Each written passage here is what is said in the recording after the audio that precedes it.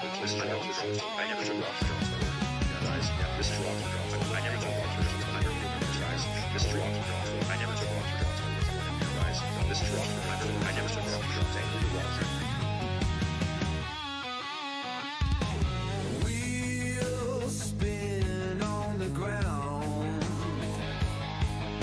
Sky dark rolls a sound.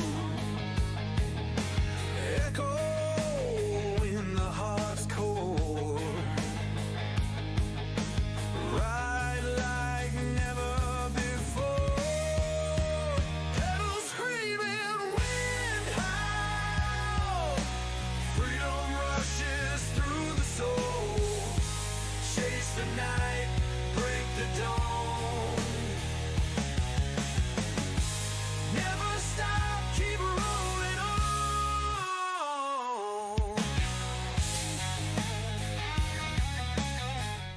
Good morning, dudes. I know you guys are here already. Hey, guys. It's Colin here over at Inside Cycling World. We are in the pipe 5x5, dudes. Bros, it's on already. Mistimed it by probably just a couple of minutes here. They've already gone over the first segment of Pave here. I think there's 30 segments in total. I believe it's what it said. Currently, at the moment, we are 155.4 kilometers still remaining in the race. And I believe this is segment 2 we're on right now. Let me just get double checked here, guys. This is live here, just 700 meters remaining in the segment. And guys, I've seen you guys talking in the background here. Dudes, welcome aboard, everyone. And yeah, even that first segment was pure carnage. And Aaron, like you said too, bang time, basically from the first kilometer in this race. Dudes, I went and rewatched the entire Roubaix from last year over the last 2 days, whilst doing a ton of work yesterday. So that's what I was doing yesterday, guys. Signed up 2 new customers yesterday. Just lots of paperwork, lots of back and forward all day long. And let me get into this, guys. Let me get in here. I'm only on first coffee, dudes. Yeah, watching Mads here right now. He did just have a flat tire. That was 3 minutes ago. He's working his way back up through the vehicles right now on this sketchy segment. We can just see the peloton just ahead around the corner here. Couple of riders off the front. So there's another rider down that looked like a Lotto Intermarché rider off the side of the road, on the right-hand side of the road. Car here, the road here is about maybe 1.34 car widths wide. Astana rider at the front just being picked back up now. Finishing the setup here, guys. Good evening here for Ian. That's right, Ian's in Philippines. Aiden. Great morning, guys and gals. Prepared to watch the duel between Poggy and MVDP. I saw earlier dudes were talking about outsiders. I would love to see a dark horse win too. Dudes, the battle from last year, looking back at it, was actually so good. Poggy's attacks, MVDP responding, Jasper being up there as well. What happened? What else happened? Poggy put in a bunch of attacks that he could just not drop MVDP on. There was a time where there was quite a big gap, and the only person that could react, Wout was there still, Mads was there still, was Machu to go up the road to get on Poggy's wheel.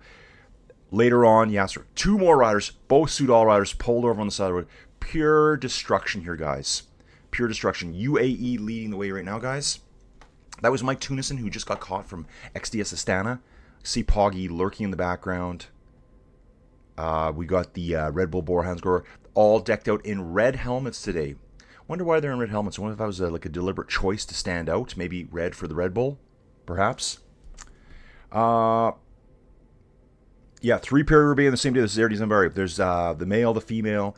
I think the women's race starts, I think it would start about 3 hours after the men. Yeah, so this started at 11:05 in the morning, dudes. And that's 3:05 for me. I did have a horrendous sleep last night. Horrendous. I was waking up before midnight. I probably went to bed, I don't know, around 10. And so my sleep was really just in little 20-minute chunks. And then I think the last time I looked, it was right before 2. And next thing you know, it's 4:40 in the morning. And here I am, guys. So I did get on the stream almost in time. My plan was to get on around kilometer 90. And I think we jumped on around kilometer 95. Missed the first segment. We are coming up to, we've missed one segment. Segment 30, 2.2 kilometers long, Trosvils et Inchy. Next, we're coming on to Visly et Quivy. It's going to be a 1.8 kilometer segment. Should be hitting it around kilometer 157, it looks like. So yeah, Paris-Roubaix, totally different beast. It's the single biggest one-day race in the world. Guys, if you don't like my comment, just let me know. What do you guys think? Of course you love my comments. Is there anything bigger than Paris-Roubaix one-day race? Like, when I compare it to the other monuments, I don't think anything touches it. And if you watched last year's race or the race before, it is so fast right from the beginning. They showed you last year's race, 2025 edition, that Mathieu van der Poel won. The first hour, there was a group out front averaging 52k an hour for over the first hour. And just trying to see some flags here, but man, it looks quite windy here right now. Yeah, it is windy here, guys. Very windy. There's the wind turbines, the giant wind turbines. We got some of those around here, those huge ones. Just spinning hard here in the wind. Okay, dude, let's check out the weather forecast right now. Winds 18, 19, 22 kilometers an hour. A little bit more, and it could be echelon time, guys. We could have echelon action here. Yeah, and even on some of the paved roads, it's quite narrow. It could destroy the field. So we've gone through... well, that was crazy. We've gone through Sector 29, EF Rider over on the side of the road there. That's Casper Askren for EF Education. Pulling over. We're actually in the third segment now. Looks like it's 3.7 kilometers long. I'll try to see if I can get the star ratings on these two guys. Votes coming up. So it's Juan Sebastian Milano. This dude right here. This guy is quite the speed demon. Really good sprinter. Dude that I always watch at the races, guys. Never gets enough credit, but he's always right there. Let's take a look at him. Tour of Oman, first place, stage 1. Stage 4, he got third place. And I think it was last year I was watching him a lot. 2025, the fall campaign. So at the Renui Tour, he got third on stage 1. Vuelta y Burgos, third on stage 2. Belloise Belgium's Tour, first in the points classification, second on a stage. 3 seconds places in that race right there. Tour of Slovenia, second place. Tour of Hungary, first place and a 5th place on separate stages. The guy's legit. He's doing a lot of work at the front right now. So we got another Red Bull rider over there too. Okay, let me get... So yeah, Casper Asmussen's got the flat tire. Dudes, welcome everyone. Guys, I'm just really waking up now. Generally when I do these, I'm probably up for a minimum of an hour beforehand. Today...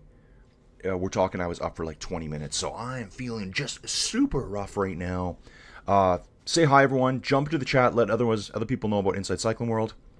I'm going to back up here right now. Yeah, UAE's already at the front, Aaron. They're already there. I'm going to do a quick backup here, guys. Catch everyone. Dave's here, too. Mike Tunison, huge blast from the past. How many Where's Vout will we get in the stream today? You know Benny's here too, eh? I'm pretty sure Benny's here for NSN. Let's have a quick peek at that, guys. He's not. Oh, he is here. Yeah, Binyam is here. So everyone's going to ask about that too. And also Where's Vout. We will get that as well. Yeah, if Vout wins today, Belgium will go nuts. You know, you got to think that Vout's the top 5 contender pretty easy. UAE was at the front there for bits. Cameras just jump back a little bit here, guys. Eddie's asking, what are the sponsors of some of the teams? Dude, I probably used to know a lot of that more. There used to be like Alpecin. Well, yeah, Alpecin's a shampoo product. Premier Tech. I don't know what Premier Tech in Canada actually is. Visma Lisa Bike. I have no clue. Everyone jump in with the teams that you know. There's been all sorts over the years. There's been, there was a coffee dude for all the, well, there was Cafe de Colombia way back in the day, but there's been a recent one too, Segafredo. Segafredo was a coffee brand. I actually found it at Walmart one day in the clearance section, so I had to buy it. I can't remember if it was good or bad.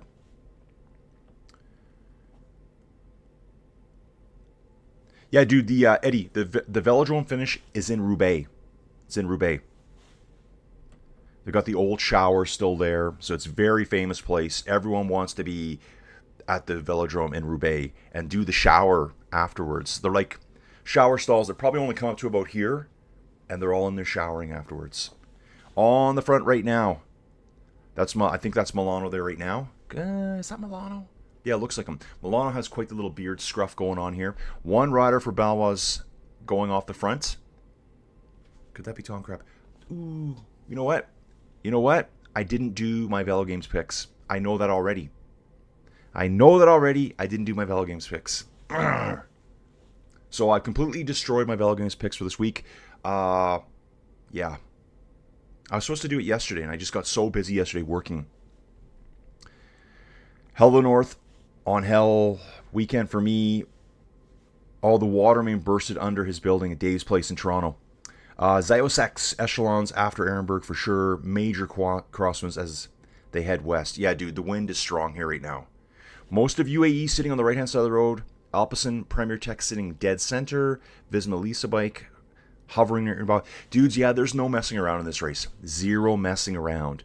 You know, I was trying to explain to people, you know, you watch a standard race. Got a Visma Lisa bike right out the back. Wout's out the back, guys. Wout's had some kind of problem here. Oh, he's still moving up. No, he was moving up before. Now he's a lot further back. There is a teammate just ahead of him waiting for him here. Rider from Uno X. That might have been Abrahamson, I think, with the build. Yeah, there's the flat tire coming in now on PCS. Just came in now 3 seconds ago. He does have a teammate with him. Let's take a look at the Visma Lisa bike lineup here. Visma, Wout van Aert, Eduardo Affini, Matthew Brennan, Owen Doul, Perstrand, that dude, and Christophe Laporte and Pietro Matteo. That's the young guy, the 21-year-old who did Espoirs last year. So this is a new face. We haven't really seen a lot of this guy before. He did ride Strada Bianca, UAE team car over on the side of the road. I'm not sure if there was a rider there too. Soudal rider, dudes. It's absolute destruction for these riders. I think a lot of riders here, it's like you're teaming up with people you never thought you would have teamed up with before to try to get back on. Basically every 10 kilometers something's going to happen. Probably more than that. Like there's riders all over the place. The attrition rate, the mechanical destruction rate is so high. So it is Owen Doul. Let's take a look at this dude here. 32 years old. From Cardiff. Waiting for Wout to help pull him back here. The 3-star segment coming up. It's 3,000 meters long. Sector 27, guys. Remember, we're counting our way down. So this dude hung out back there. He is waiting for Wout to bring him back up. And UAE not messing around. Hey, there's no one back here right now at the front waiting. That was what was interesting last year. Dudes, I'm going to catch with the chat.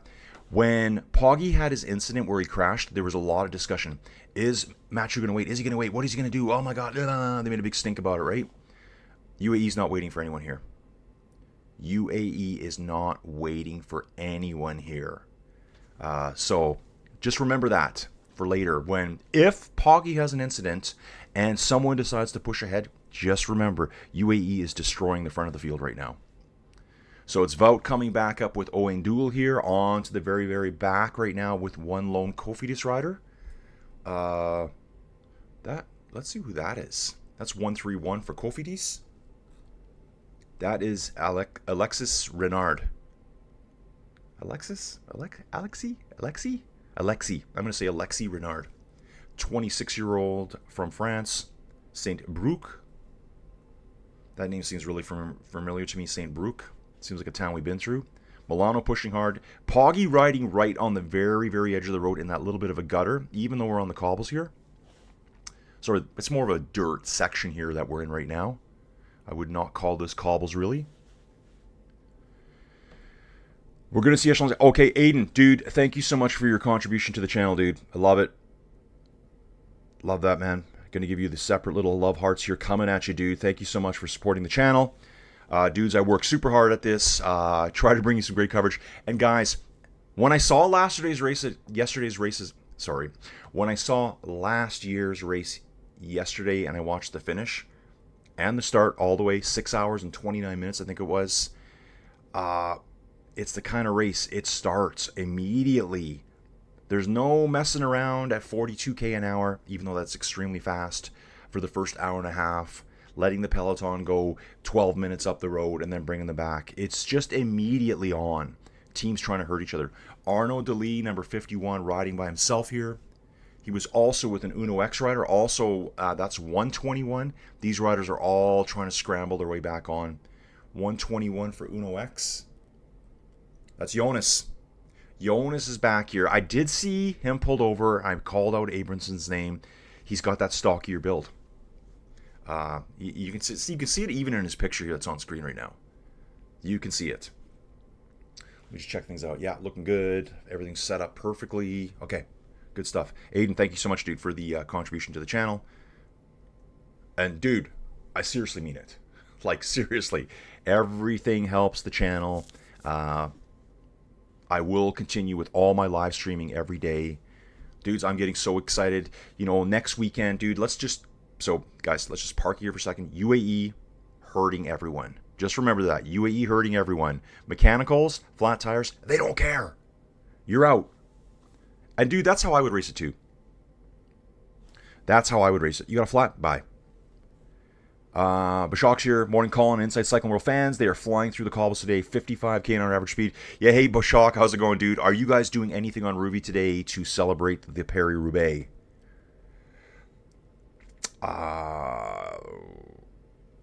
Dave's saying the worse the weather is, the better the racing. Yeah, dude, if it was pouring rain, oh, man. Mud everywhere. Yeah, it looks completely dry here today. Eddie's saying Juan Sebastian Milano wins the Tour of Langkawi Stage 1 in 2022, but believes he was relegated due to, I think he made a mistake. Yeah, probably a slight deviation. Maybe he threw an elbow at someone's face. Joe Mercado's here having the coffee. Joe? Me too. We're only on less than a quarter coffee right now, guys. And I wish it was a Sanka. Although Sanka's only decaffeinated, guys. I'm not sure if you know that. I think I talked about that before. Dude, love the scenery here. The culture, the story, the history of this race. First ran in 1896. It's funny yesterday. Okay, let me jump out, guys. I'm in the wrong segment here. I was talking to Addison, my daughter. I mentioned the cobbles. And I was telling her I'm getting up for the early start. Dude, that didn't happen today. And she goes, oh, why would they ride? Because she knows about all my bikes and stuff. She's actually probably the only one that's interested in them. Ian's saying, hey, Colin, think the vibration from the cobbles must be horrendous. Yeah, absolutely. Aiden saying, it's Aiden M. Just seeing that there. I've been watching Wout's form. It's hard to interpret. He seems stronger this year, but I don't know if that means his form is improving or if he is maxed out on the lower podium spots. Yeah, dude. Yeah, he's such a veteran. I think any given day he could be right there. Watching him last year, he was right there with Mads, Poggy, Matthew van der Poel, Jasper Philipsen. Actually, is Jasper here today? Milan is still doing all the work at the front. Don't forget UAE also has, Philipsen is here. UAE also has Niels Pollitt. We're going to see him at the front with his gigantic teeth here soon. I think Poggy's probably sitting right off his wheel right now. Poggy doing a lot of ditch riding. Tiny little roads. So Addison was asking, why would they take their nice bikes on those roads, Colin? I'm like, it's just the way it is, Addison. The race started in 1896. They didn't have nice roads. And I bet you most of these roads were like just sitting stagnant over the years. Maybe the farmers used them as roads got better. No one was probably taking their cars down here. And then they've been brought back to life due to the race. Yves Lampert working his way up through the team cars here from Soudal Quickstep here, number 72. Yves Lampert, total veteran of this race. Red Bull is the biggest sponsor. Everyone, yeah, Red Bull, don't forget about them. My Whoosh is a cycling platform. If you look at the UAE team, I'm just looking at their stuff quickly. Seeing, yeah. So My Whoosh is a cycling platform for inside cycling. Decathlon is a sports store, I believe, in France, and there's tons of them. Lidl Trek is a grocery store. Eddie, when you asked the question 10 minutes ago, my brain was barely functioning. Red Bull, we know what that is. Bora is a kitchen stuff supplier. How about that? Like I think they do stoves and things like that. Like high end. I think it's German. Has to be German. Here, if you're not on the front, you're chasing extremely hard day. It's from Dave. Eddie's hoping there'll be some World Tour teams in the Tour of Langkawi. I guess there were 6 of them in 2022. I imagine the Tour of Langkawi is a Pro Series race. It's probably a 2-point pro race.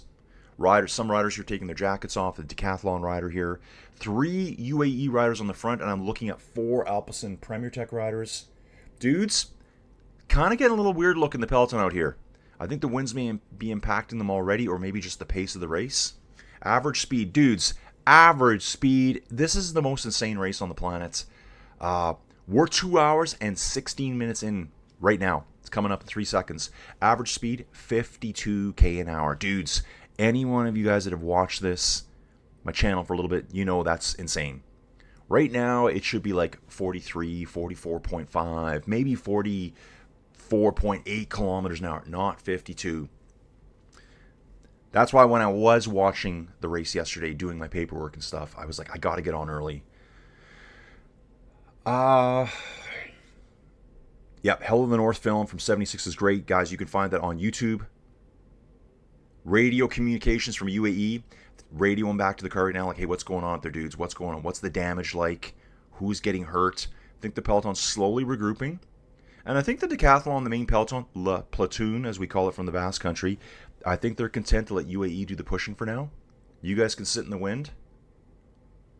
4 teammates with Poggy right now. Niels Pollitt looks like he's the closest to him. Yeah, Aaron, UAE seems to want to set Poggy up for the 100-kilometer solo. Yeah, there's groups all behind here too, dudes. They're trying to jump across. So, Aaron, that's my thoughts yesterday too. At the finish line, Poggy can't outsprint the pure Roubaix guys. He's not going to outsprint Mathieu or Mads Pedersen or Jasper Philipsen. I mean, Jasper, guys, I think he got 3rd last year. No, he got caught. Mads Pedersen got 3rd last year.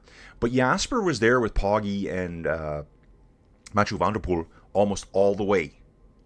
Almost all the way. There was an attack on the cobbles where Poggy was desperately trying to drop Mathieu. Nice try, dude. Nice try. Nah, not Mathieu. Jasper did slowly fade, and then he was gone. Lucas Kubas here from Unibet Rose Rockets, quickly pulling over. That must just really suck. You're flying along at 52k an hour plus. You got to stop and watch those boys just keep racing up the road. They are on great tarmac right now. Great roads here. They're just flying away. So he'll have to do tons of extra work to get back up there. That's flat tire there right now coming in for Lucas Kubas here. Florian, it's Florian on the front right now. And I did hear them pronouncing the name differently yesterday. It was more like Florian Vermeers. Not Vermeersch, as I say. But it doesn't really matter. That's how I say it. Okay, I'm going to catch up, dudes. Okay, we're pretty good here. We're pretty good. Not a ton of people here. I think someone was saying, I think it might have been, maybe it was Aiden telling me, this race is like free live streamed in France, I guess. And that's okay. Enjoy your French. You know? That kind of stuff. Full gas all day today, guys. Absolutely.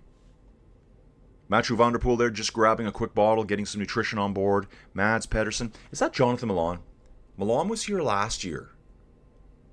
That looks more like a Milan body type to me. His riding style. Okay, I've zoomed past Lidl Trek already. Yeah, it is Milan. That's Milan up there. Mads Pedersen, Jonathan Milan, Soderquist, Edward Toynes, Matthias Vashik, Max Volscheid, and this dude here, notice how I left his name to the end? We're just going to call him Matthew. He's another Matthew, Matthias Sunke Norsgaard. Matthias Norsgaard. Since we're talking about him, let's look. Holy crap, dudes. Holy crap. This guy is 2.02 meters tall. Could you get any bigger, dude? 28 years old. A dude, I barely know this guy's name. He's been at Ron van Vlaanderen, Dwars,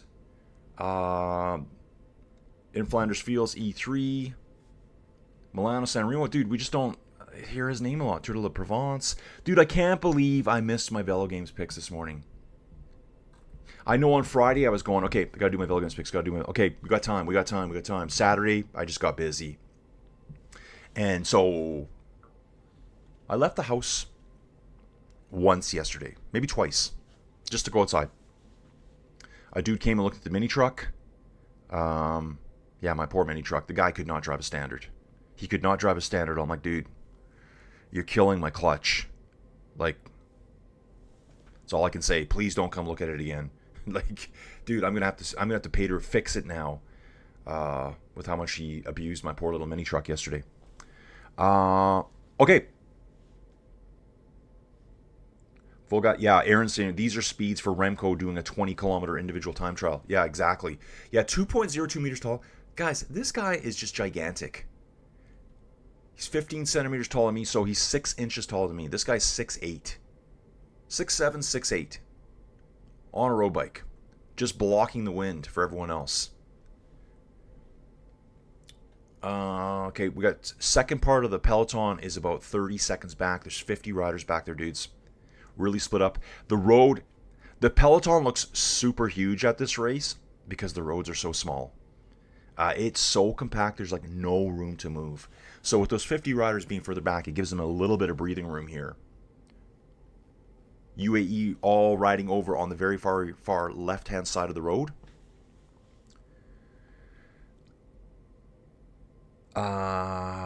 Ian saying, I ride my whoosh now if I can't get out. Yeah, so guys, biggest platforms, I would say it's going to be Zwift. My whoosh is like Zwift. It's graphics. They pay money for racing on Sundays.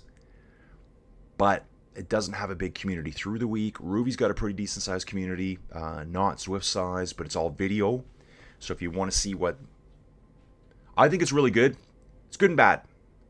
Average speed right now is 51 point...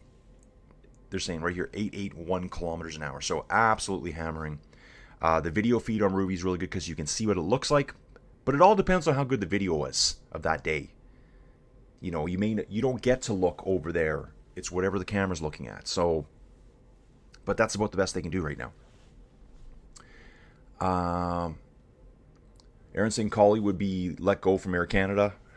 I don't know what I did there. I don't know what I did. What a day, Paris-Roubaix and Sunday's Masters with Rory letting everyone back in. Okay. Dude, I should start watching. I do watch golf a little bit. Just a little bit, guys. Eddie's saying Tour of Langkawi is good for the sprinters. Yeah, it's kind of known as a sprinters race. Not a ton of climbing.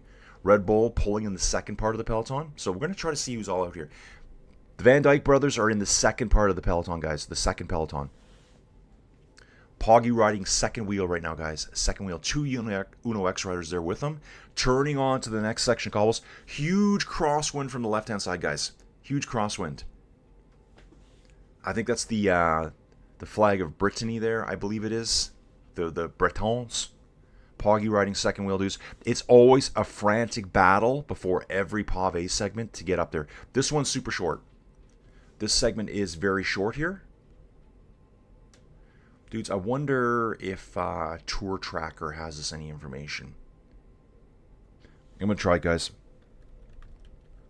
Tracker, live. They might have some Paris-Roubaix stuff here. We'll jump into that too. Let's see. They do. Going on the satellite here. So do they have location? Look at this, guys. They have no locations. Why are they not showing us alive? This is the Femmes. That's why. Do they not really have the men's race? Oh, they do. Right here. There we go, guys. So here we are on course. You can see we've been coming from the south, the neutral start here, Compiègne. And we're making our way north right now with the winds mostly coming from the west today, it looks like. Off the back, where are the other locations of the riders? Can't even tell here. I'm not even sure if it's worthwhile using this here. It is Mikkel Berg here for UAE setting the pace in the front group. Roughly 30 seconds like we saw over on PCS here. I'm just going to pin this, guys. Jump back over here. Now it's Antonio Morgado. This dude, another superstar right here, 22 years old. This guy. I confuse him and Milano all the time. Milano is, I think, 31 or 32. There's Sprinter. Morgado, this guy is legit too, dudes. Super legit rider here for UAE. What has he done this year? First place at Figueira Champions Classic. That's a Pro Series race. Trofeo Calvia. That's a 1.1 race in Mallorca. 8th place, first, 4th, 2nd place. So he had a really good campaign there on Mallorca. And I think he had a lot of good results late last year too. Let's have a quick peek here. 9th on stage, the final stage in Cardiff at the Tour of Britain. Yeah, okay, there it is, guys. He's the Portuguese national time trial champion right now, guys. Portuguese national time trial champion, over 25 kilometers distance. He was at the Tour de Suisse, Tour of Slovenia, Vuelta Asturias. How did he do last year? Last year, he finished 24th at Paris-Roubaix. 24th. At the Algarve, 11th place in the GC. So, yeah, this guy here, it's UAE. They've got everyone. They've got all the talent. They've locked everyone up, guys. Okay. Filippo Ganna is at the back of the peloton, they're saying right now. Yeah, reduced peloton, guys. So it looks like we've got the peloton like in 2 big chunks. Pretty evenly split. I'm going to have a look at the helicopter view here right now. Let's zoom around. Let's have a coffee as we're looking. No food in the stomach yet, guys. Actually, I'm really hungry right now. I think that's why I was waking up last night. Kind of looks like another Velodrome over here on the right-hand side of the road. I think I just saw it off the screen. Second peloton chasing super hard. Unibet Rose Rockets at the front with Uno X here. 2 Unibet riders, 2 Uno X riders. God, that threw me off for a second there. Trying to make their way back on right now. I think that's Lucas Kubas there as well, just lurking in the background. The Balois boys are coming. So this is the second peloton here with some Red Bull Bora Hansgrohe riders too.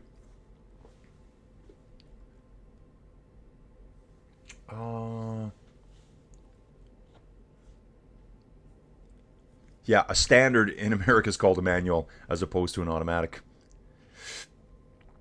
Yep. Connor Dunter just saw another Visa Lisman bike rider pulling off the side of the road. It's just destruction, you guys. Flats everywhere. So this looks like it's, yeah, lead peloton here. You can see all the white jerseys of UAE. 36 seconds now back to the second peloton.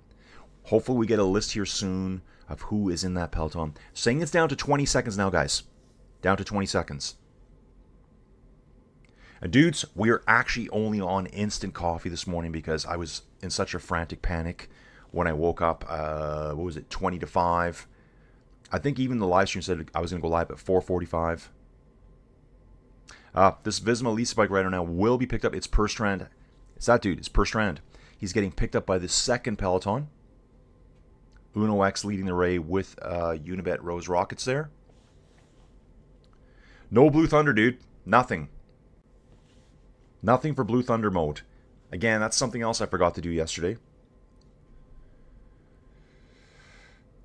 Our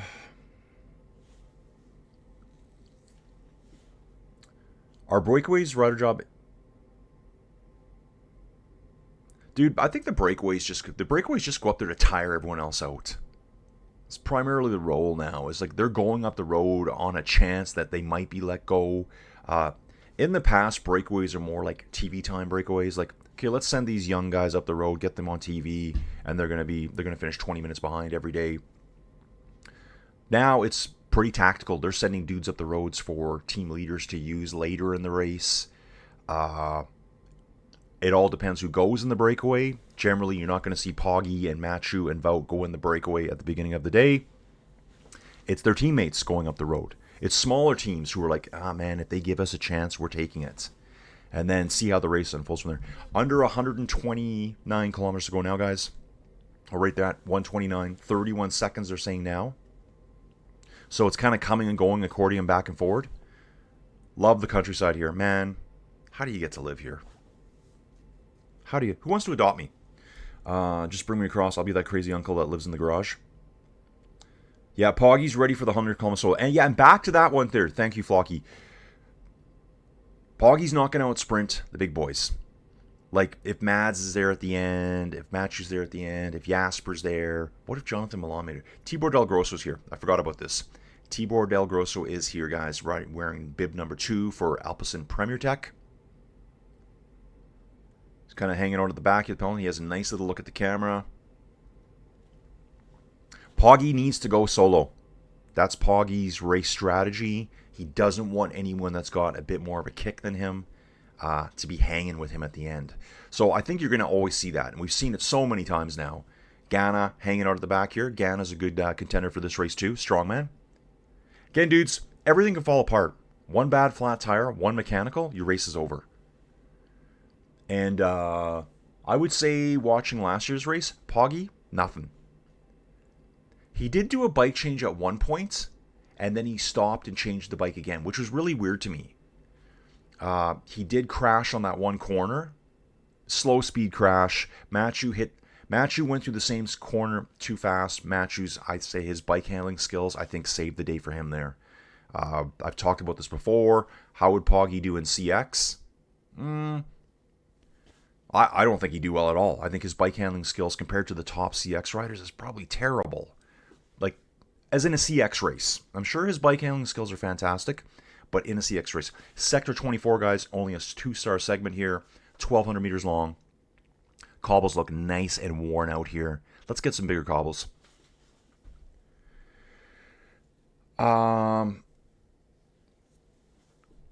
Okay.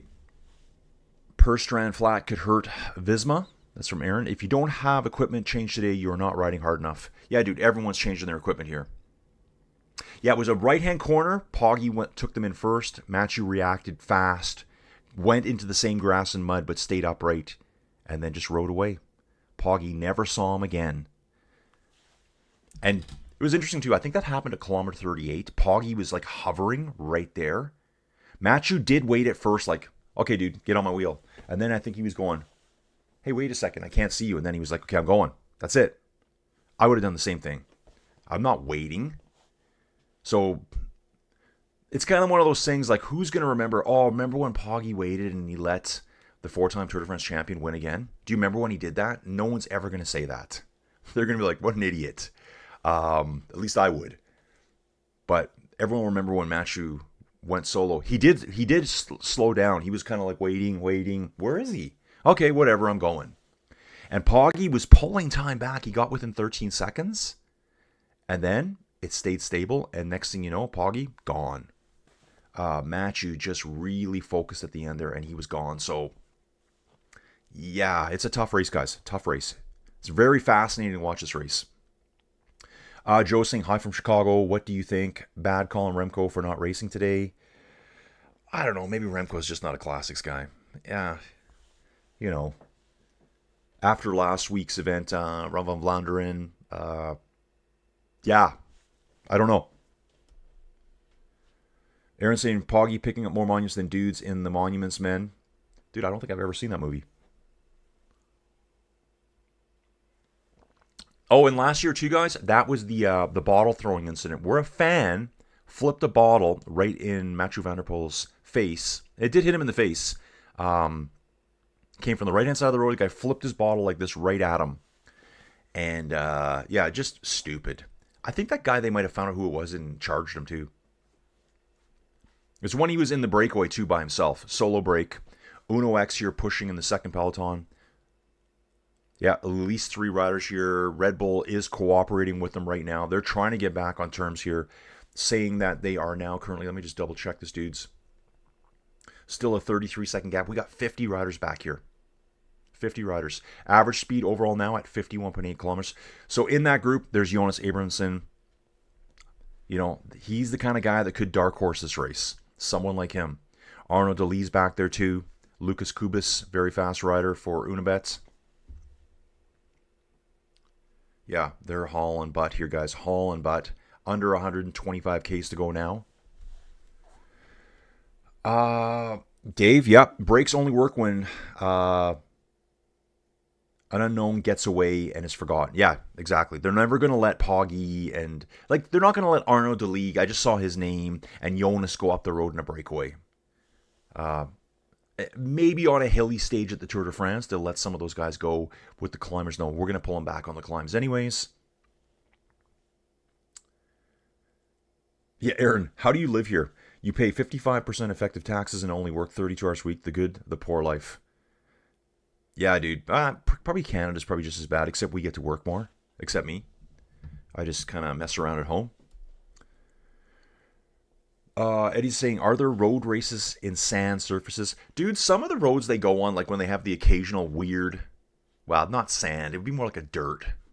More like a dirt. The only time you're going to really do sand is at a CX race, where they're essentially riding road bikes anyways. And there's quite a few riders here. Wout... I'm looking at him right now. He's riding about 8th here. Mathieu van der Poel. Tibor Del Grosso. I don't think Verstringer's here today. Verstringer is not here for Alpecin Premier Tech. He is a CX rider as well.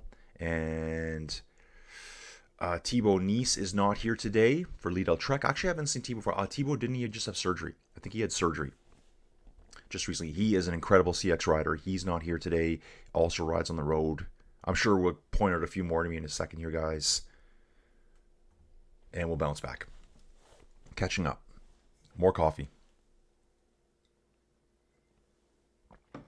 Climbing here now, guys. Really skinny little road. 34 kilometers an hour here. Crash on the side of the road for 3 riders. 2 Ineos Grenadiers and an Astana rider. Yeah. They're like disgusted with each other. How did we crash there? I don't know what happened there. This might be another crash that just happened. It's Ineos again with another Astana rider, I think. What happened there? Unless they just quickly cut to that. I don't think that was a replay.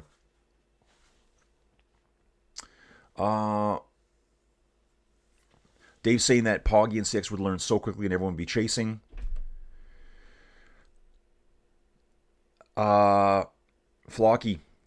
VeloGames, I didn't pick Poggy or Mathieu, gone big on Ghana and Merlier. Trying that. Picnic rider on the side of the road there. Just, guys, like, that front group is just thinning out again. Thinning out again. It's kind of like once you have your mechanical or your flats, like, good luck, dude. You're on your own. No one cares about you anymore. Your teammates are like, yeah, bye, dude. You got to go. Fight your way back. 66 here. This is Ben Turner for the Grenadiers. I want to take a look at the team. We got Filippo Ganna, Kim Hajduk, a name I'm not super familiar with, 26 years old, from Germany. Arrenberg. Just looking at his race results here. Done a lot of the early season races here. He did the Algarve and Valenciana. Name I just don't remember. Artem Schmitz there, Connor Swift, Josh Tarling, Ben Turner, and Sam Welsford. Yeah, no Remco. What's Remco doing? Where's Remco? Yeah, damage is being done, guys. That was Pavel Bittner who crashed for Team Picnic Post NL. So the crash before was Ben Turner, Josh Tarling, and David Ballerini. I thought they must have had a quick little replay there. I only saw one Grenadier and Ballerini. They're together. The other rider for the other Grenadier must have just got up and went. Good question there. That's a good question, Don. Do the riders wear mouth guards for the cobble sectors? You might think they'd have to, right? Actually, it was pretty cool last year, too. They showed, I think it was Poggy. I think Poggy and Mathieu have the sponsorship where they wear the Richard Mille watches. I think they're like $500,000 watches for whatever reason. They don't even look good to me. I don't like them. And as kind of a watch guy, kind of, I just don't think they look cool. And Poggy's wrist was all blood. And the commentators kept saying they think it's from the watch just like rubbing and vibrating the wrong way on his wrist. See if he's wearing the watch today. Wonder if Richard gave him a pay raise. He is wearing it. He's wearing it. And they said it wasn't from a crash. What's going on here now? Yeah, there goes. Ballerini went down first, then took the 2 Grenadiers down. They just kind of tumbled over top of each other. Ballerini just got pushed off the side of the road. That's all that was. So Ballerini off the side of the road. They're showing a replay here again. Again, UAE just keeping the pace high. Just absolute war of attrition, you guys. This is a true war.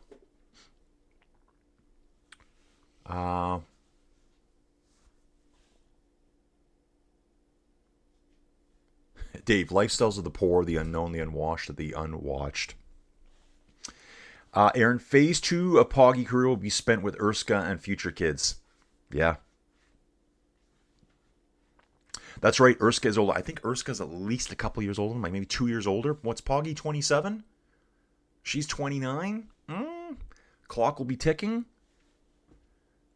And guys, not to get too personal, but I saw one woman, I think she was 25. This is something I never thought about as a dude. And I mean by a dude, I mean a real dude. Not a lady. She quit pro cycling because she was concerned about her health and her future prospects of having a family, because she said herself that she had not had a period in over 11 years. 11 years. So she would have, early on, she was like 14 years old. Then she got into cycling hardcore and then stopped. Poggy pulling over the side of the road, guys. Poggy has got a mechanical here. Takes the head unit off. Super chill. He's on the black bike right now, the black Colnago on the NV wheels. I love that look. Neutral service comes. Poggy looks at him and goes, nah, not even looking at you dudes. Not even looking. Neutral service is going to try to open. He takes a neutral service bike. He takes a Shimano neutral service bike, you guys. Anything. Just keep moving, Poggy. Just keep moving. Second peloton has caught him. Second peloton has caught this. See, Poggy didn't go through this last year. Absolute schmalls on the road. Guys putting their feet down here. The neutral service motorbike pulled over. They were getting him a wheel. Poggy put his bike down gently. Then the neutral service car just happened to be there. Shimano, the blue car with blue bikes. They're parked on the road. The team doctor's car is parked. Riders are trying to stream through it. They're going around off the road now, trying to get through this disaster here. Wow. UAE gone from the front now. UAE boys are like in a bit of a panic now. So Poggy's probably lost 30 seconds. He is on a neutral service bike. He's going to lose more time when he switches bikes again. He is riding the Shimano blue bike. He's probably like, what is this piece of junk I'm riding? Just kidding. I would love to have that bike. I will take a neutral service bike. So Poggy, looking at Deli here. Deli's almost crashing by himself on the side of the road in the that really fine powder on the side of the road. They're trying to ride the fine powder, but it's probably 3-4 inches right. There's that neutral service motorbike again. They took off up the road. They were the first dudes trying to help Poggy. When was the last time you saw a world champion ride the neutral service bike? Hey man, shout out to the neutral service boys. They were there for Poggy. UAE's team car was not there. He has no teammates with him. Bang, bang time. If I was Alpecin, man, I would just go for the throat right now. Just go. Just go. Okay, dudes, I got to catch up here. Got to catch up. A mechanical on a long cobble sector and day over. Poggy's going to have a big war to get back on here, guys. I imagine that entire UAE team is going to disappear from the front peloton and go back and get him. Soudal rider pulled over. That's Dylan Van Barl. He's having a mechanical too. Poggy has a Visma rider with him. Unibet. Poggy's in a group of only 8 riders. Only 8 riders here. Poggy may have to get to the front. One Grenadier on the front. Soudal, Red Bull, Decathlon rider, Groupama FDJ, Visma, Poggy, and then one Unibet rider behind him. Poggy actually looking back, probably looking for the team car. He's like, give me my white bike. Poggy does flip between the white bike and the black bike when he does his bike changes. Alpecin on the front here. This looks like Philipsen radioing the back. What are we doing, dudes? What are we going to destroy him? What are we going to do? Are we going to let him back in? Poggy just kind of freewheeling at the back here, dudes. Probably doesn't feel comfortable on this bike at all. But you know what, dudes? The neutral service bike is probably a pretty decent bike. Does anyone know what the neutral service bikes are? If you do, throw in the comments. Fabson, you controlling the front. They were waiting for Poggy to attack. Poggy's back. He's drifting back more. Lucas Kuba's coming up beside him now. Hand in the air. He's like, where's my bike? I need my real bike. Entering sector 21 right now. Dudes, You know, you hate to kick a guy whilst he's down, but one of the favorites is out the back. Yeah. Some of those other teams are going, man, we got a chance. So you're saying there's a chance. Start working together, boys. Start working. Remember earlier I told you there was riders out the back. UAE was on the front, smashing. They're like, oh yeah, someone's going. Who cares? We're going. Like, it's racing. James here, he's saying, hello, Colin from Corsica. Dude, love your videos that you show, James. Corsica, it looks like it's summertime all the time there. Yeah, Aaron, being a femme rider and wanting to be a mom must be a tough choice. So yeah, dudes, back to that. Urska's 29. Tick, tick, tick, tick, tick, right? We all know that. And dude, the body weight they're carrying, it really messes up their bodies. So they probably start going, well, what am I going to do? What are my life goals in cycling? Yeah, it's a tough one for them. Something that us dudes would never think about. Replay here, what's going on? Not Mathieu van der Poel, Alpecin Premier Tech rider on the side of the road, having a big sip of a drink, waiting for something there. Team car, obviously. So Poggy now has himself in a group of maybe, let's have a quick look at 20 riders. There was about 50 back there. I think it got shattered with the Poggy incident. It got funneled down. It was on a slight uphill. Cobbles, not really cobbles there. And Shimano Neutral Service, medical team car, they all had to start slowing down. Everyone was putting a foot down there. Ooh, Poggy's going to be drifting here. It does say it's only 24 seconds. Poggy completely isolated. And on the front right now, there's no UAE boys left whatsoever. It's Visma and Alpecin Premier Tech. Red Bull coming up too. Guys, here's my question. Be honest. Would you attack right now? Sylvain Dillier is the one that had the flat. That's a big blow for Alpecin Premier Tech. This dude can sit on the front and hammer for hours at a time. Big blow for Premier Tech. Maybe he'll give Poggy a tow back to the front.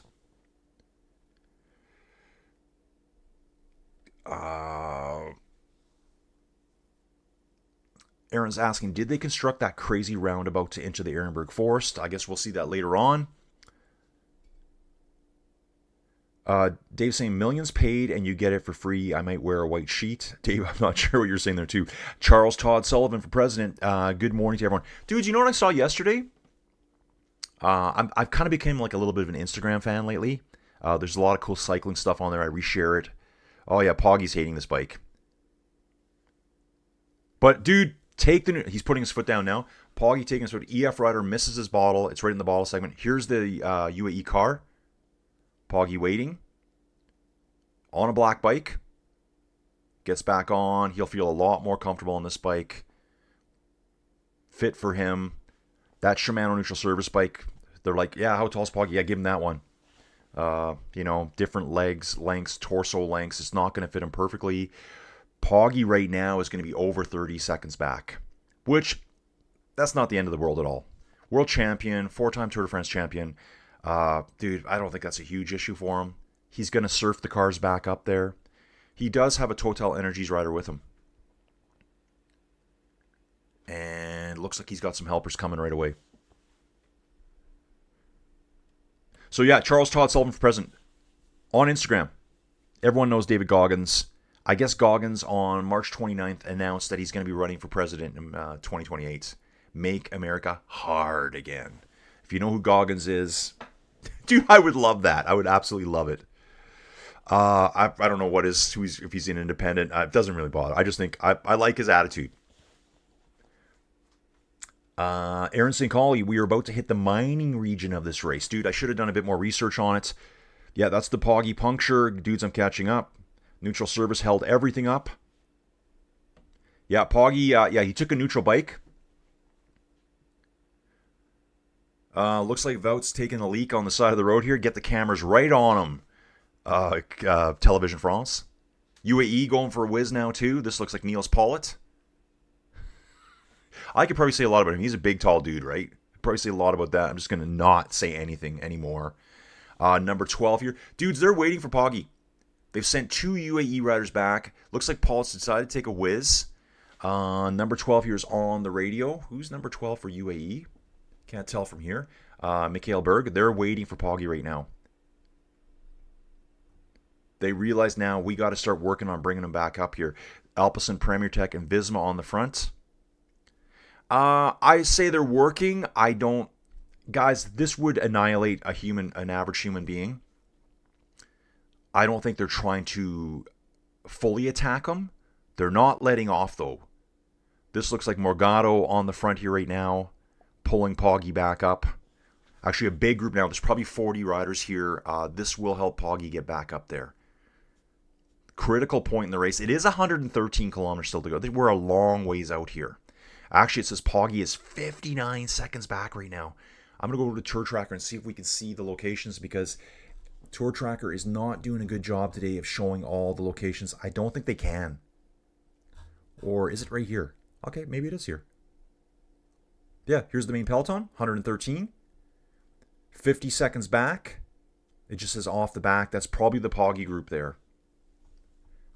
That map's going to bounce around quite a bit. You can see we're moving towards the north, towards Roubaix. I wonder if you can see the Velodrome at the finish. Can we zoom in that far?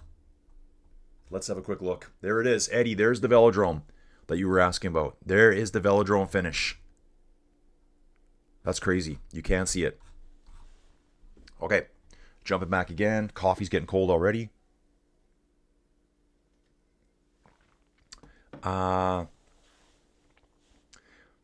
Yeah, Poggy winning on the neutral surface bike would be epic. And yeah, exactly. That's what I'm saying. The neutral surface bike is probably better than anything we own. Okay, this is just a replay of Poggy going back to get his bike. Is that where it was? No, that was the incident. Yeah, neutral surface completely blocked the road. Motorbike on one side and the neutral surface car on the other. They did a good job getting them moving, man. Like, a lot of guys rag on the neutral service guys, but man, tough role, especially when you got to assist the world champion. In fact, I think it was last year they actually did give credit to neutral service. I think it was Poggy's crash at it was the crash at the Tour de France where they touched wheels and he went down 3-4 kilometers from the finish. Bringing Poggy back front now of the second group. Yeah, Team UAE is getting united back there. Yeah, let's go UAE boys. Time to get to work. Here's Pollitt, probably Morgado, probably Juan Sebastian Milano here. The teeth of Niels Pollitt just exposed right now. He's emptied the bladder. He's ready to put in some huge work. And he goes right to the front. Now, I'd love to see the average speed of this group back here down to 40 seconds back to Poggy. And we have Team Visma Lisa Bike on the front, Alpecin Premier Tech on the front peloton, Red Bull Borehounds Grower at lead, Altrex up there. Yeah, sticky bottle time. Yeah, we might see Poggy going back to the car a lot to get gels. He might need 4 or 5 gels in a row. That's the funny one they do. It's not a bottle. It's like, I'm going for a gel. Quick gel, put it in your pocket.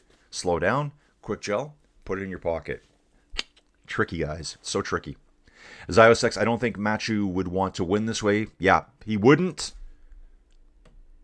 Yeah, the team cars were way too far back there. That's the problem here. When you have a mechanical on the cobble sectors, you're waiting forever. And this applies to everyone. Poggy finally experienced it. He didn't go through this last year. When he did do his changes last year and even his little crash, it was just like such a quick minor incident. It didn't even affect him. This has affected him today. UAE is going to probably do a lot of huge work and possibly burn themselves out to get Poggy back up there. Again, it is Premier Tech and Visma doing all the work on the front, but guys, they're not going all out nutty here. They're not. You can tell by the riding style. UAE behind, they're going hard. You can see the difference in the two pelotons. Front group is doing 43k an hour on the beautifully paved road. Second group doing 52k an hour right now, trying to get back on. A lot of body movement here by the UAE boys, doing everything they can to pull them back. Yep. See Mads Pedersen already looking back, looking over their shoulders. Yeah, where is he? Okay, is he coming?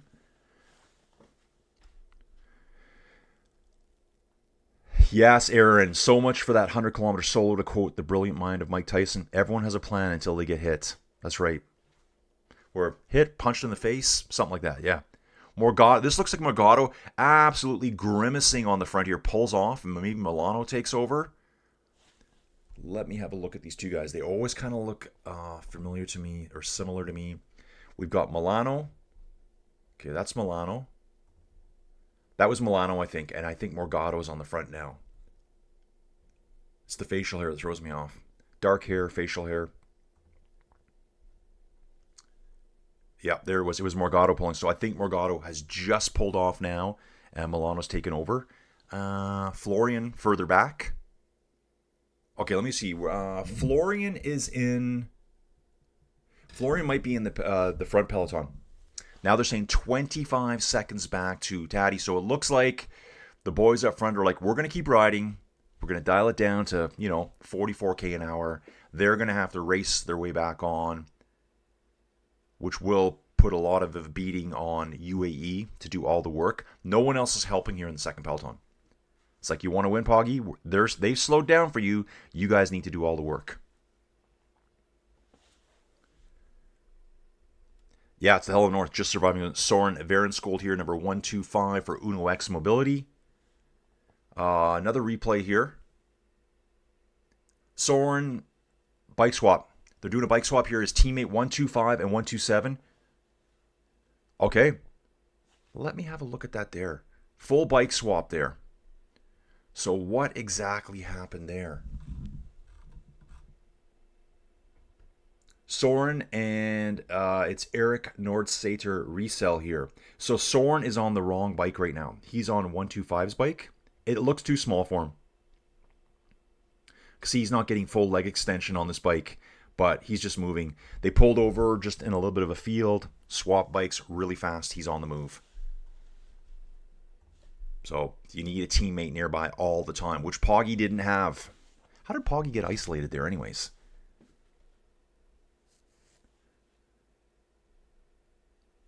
Okay, dudes, I got to catch up. Oh, I'm way behind. Yeah, Shimano's Japanese brand. Make America Hard Again sounds like a blue pill ad campaign. Dudes, when I first saw it, I thought, am I just getting this in my algorithm now because I've been watching David Goggins' videos? And guys, they're closing in now. It says 25 seconds. They're on a main thoroughfare here. This is fast. They will get back on, I'm sure. We're entering another Pavé segment here right away, guys. Let's see what happens here. What's going to happen at the entrance to this one? Yeah, I did look it up, and it made the news. He says he is running for president in 2028. That's all. I just read the headline and went, okay.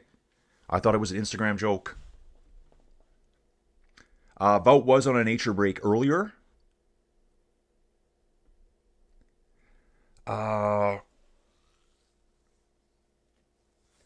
Eddie's asking, is the prize winning of the stones, are they real or replica? Dude, I guess they're probably real, but remember too that a lot of these stones get replaced all the time. They actually have like a crew or an organization that maintains all these roads, and I think there's big fines if you ever try to like go and get a souvenir yourself. Like, you're probably going to jail for that in this part of the world. So they're constantly kind of replacing, maintaining the cobbles. So when you say, is it real or a replica? I think a lot of them are probably replicas now. They've probably been replaced over the years. I'm sure there's still real ones out there. Okay.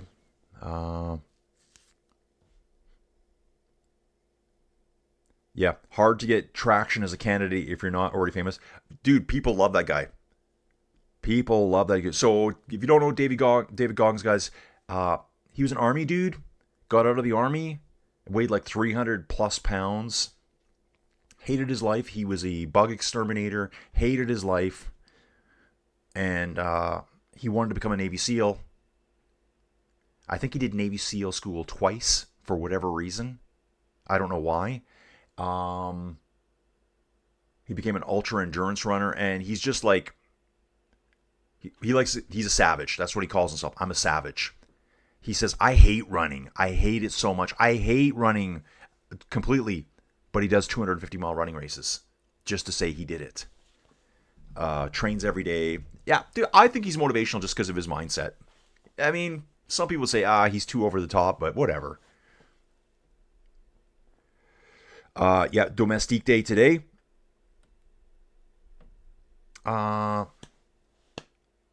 Aaron, side conversation. Aaron, love it.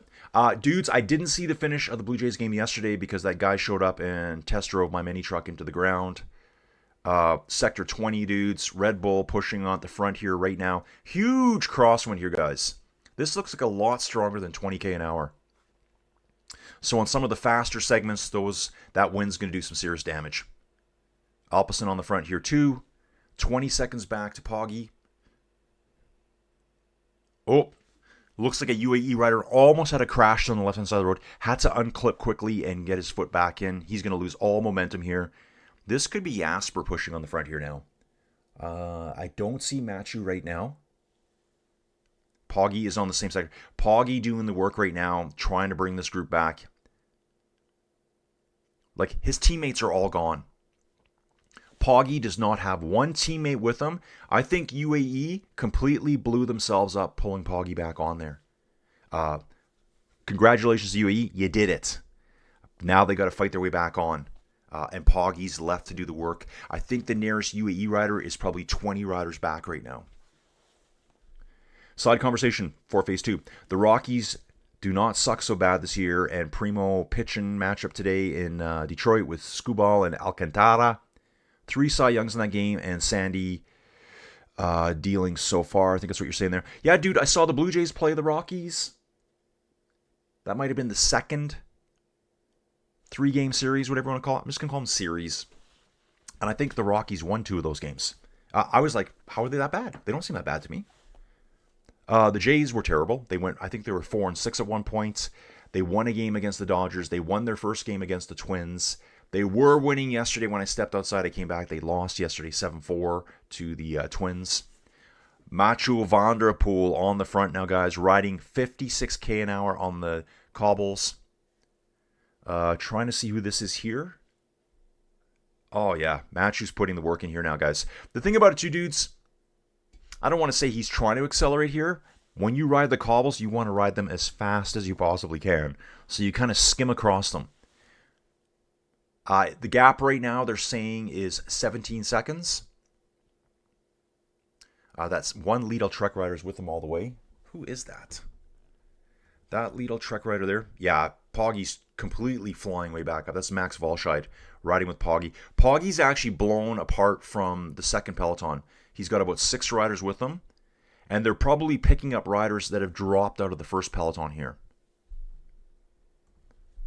So world champion, 4-time Tour de France champion, coming back right now, guys. He is coming back. Lawrence Pithy is also there with Mathieu van der Poel right now. Let's have a look at that. Is he there? Yep, there he is. Third wheel. Poggy just rolling through the stragglers out of the first peloton. Yeah, the peloton stretched out is a huge understatement here. Mathieu leads the way back onto the tarmac. Water bottles here. Everyone's going to grab a water bottle. Mathieu looks back, has a little look. Here's Lawrence Pithy. Poggy still on the cobbles here. I think they're going to be taking a right-hander. Yeah, right here. You can see Poggy letting off. He's going to freewheel for a bit. Here's the right-hander. Don't crash, Poggy. He's got maybe 4 or 5 riders with him. He's on the front doing all the work. Still 20 seconds to go. This looks a lot like last year when Poggy was just hovering, trying to go back with Mathieu, and he couldn't do it. I mean, does Mathieu and those guys want to go on a 100-kilometer? Yeah, that's brutal. Let me get caught up here, guys. Dude, Aaron, I'll see if I can see that game. And, dude, I want to go see the Rockies because from what I remember of Seattle and from what I remember, even though I like the Mariners a lot, to stay near, not Lumen Field. What do they call the field there for the Mariners in Seattle? It's just not, it's pretty industrial. It's right downtown. Yeah, it's just not my vibe. But I thought for the Rockies, it is downtown, but just not as Sketchville. Let's just say Sketchville. The Rockies stadium right there is not as Sketchville as where the Mariners is. This could stitch the 2 pelotons back together from Ziosex. Joe Mercado's asking, is David Ballerini Franco's son, good coverage this morning? Dude, I'm not sure. We could look it up. Let's go to Astana here. Guys, if I don't know, I'm going to tell you I don't know. Here's Ballerini for XDS Astana. And what you can do is look over on the side here on PCS. And usually it would say right away who his father is. So probably just a common last name from Italy. David Ballerini, 31 years old, from Cantu in Italy. Let's see what's going on here, dudes. This would be...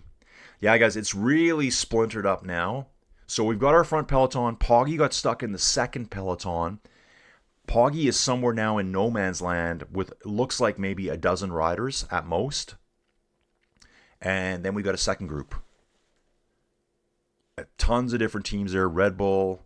Okay, here's the Poggy group now. Group has grown to, yeah, it's probably still around 10 riders. Got a couple of decathlon riders there. Oh, that could be, no, that is Bahrain Victorious. 2 riders on the back. Visma Lisa bike rider. Max Volscheid for Lidl Trek. 1 Red Bull rider there. And they're letting Poggy do all the work. No one's helping him. 18, 19 seconds. It's sitting right at that same time gap, guys. This is what happened last year. When Machu rolled up the road, did look back. Both commentators, it was Hannah Walker and the other dude, don't even know his name. They were like, well, yeah, he's slowing down, he's looking around, he's waiting. And then it's like, no, he's going now. He waited long enough. Joe Mercado saying, attack. I never cared how they won, only who won. Dude, that's what I think too. That's what I think too. Like, yeah, dude, it just, I guess it depends on the situation here. Poggy pulling back onto now to another splintered part of the peloton that fell out of that last gravel cobble segment. Says 18 seconds now. So here's the Poggy group I'm looking at right now. There's his white jersey, sitting around 5th or 6th place. There's a big schmozzle up the road. If that's them, he's almost back on them. Turning off right away onto a side road. I think we're hitting a cobble. No, not a cobble segment yet, unless this is not refreshed. Nope. Ooh, that's a weird corner. Instead of going like nice and easy into it, they make them kind of go hard, out, back, around. Strange corner they took there. Just cutting off onto a little side road through a village here. And if that's them, Premier Tech's not pushing on the front at all right now. There's no blue jerseys on the front there. I think they're further up the road still. There's about 20 riders just up the road from Poggy right now. I think the other part of the peloton is further up. It has to be. Has to be. Well, they're saying it's only 8 seconds, so he might have been back on. Premier Tech's not pushing at all in the front, guys. Premier Tech has totally slowed down now, waiting for Poggy. So for all the Poggy lovers and the Premier Tech haters, they let him back. He's back. It's the Grenadiers and Decathlon on the front right now. I see probably 3 to 4 Premier Tech riders here.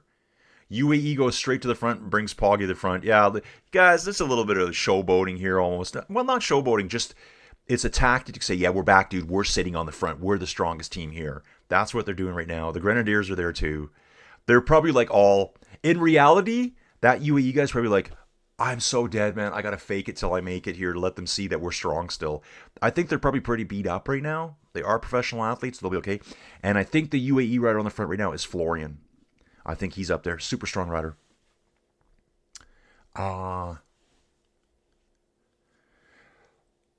Niels Pollitt now getting Poggy back. Yeah, Niels did a good job there too. Morgado was killing himself. This is from Aiden to get Poggy to the front. What a war. Yeah, dude, he was dying. He was rocking his body back and forward, grimacing, pulled over to the left. I don't think we'll see him again. I think Poggy has Florian with him right now. I think UAE is very reduced here. 98 kilometers to go.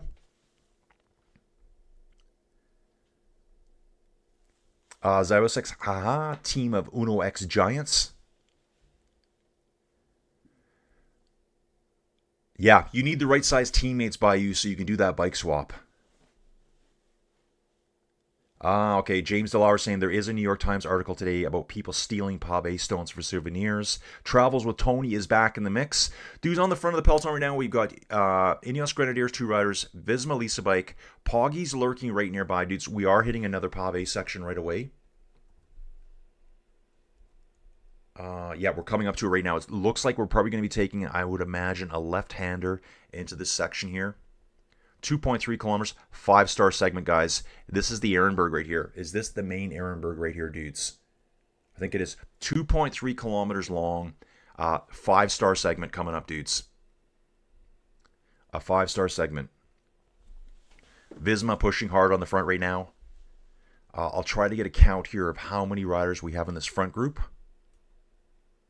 Yeah, Matty Brennan on the front here, taking a left-hander, and dudes, they're going to be hitting this at top speed, trying to get set up at the front to take on the cobbles here.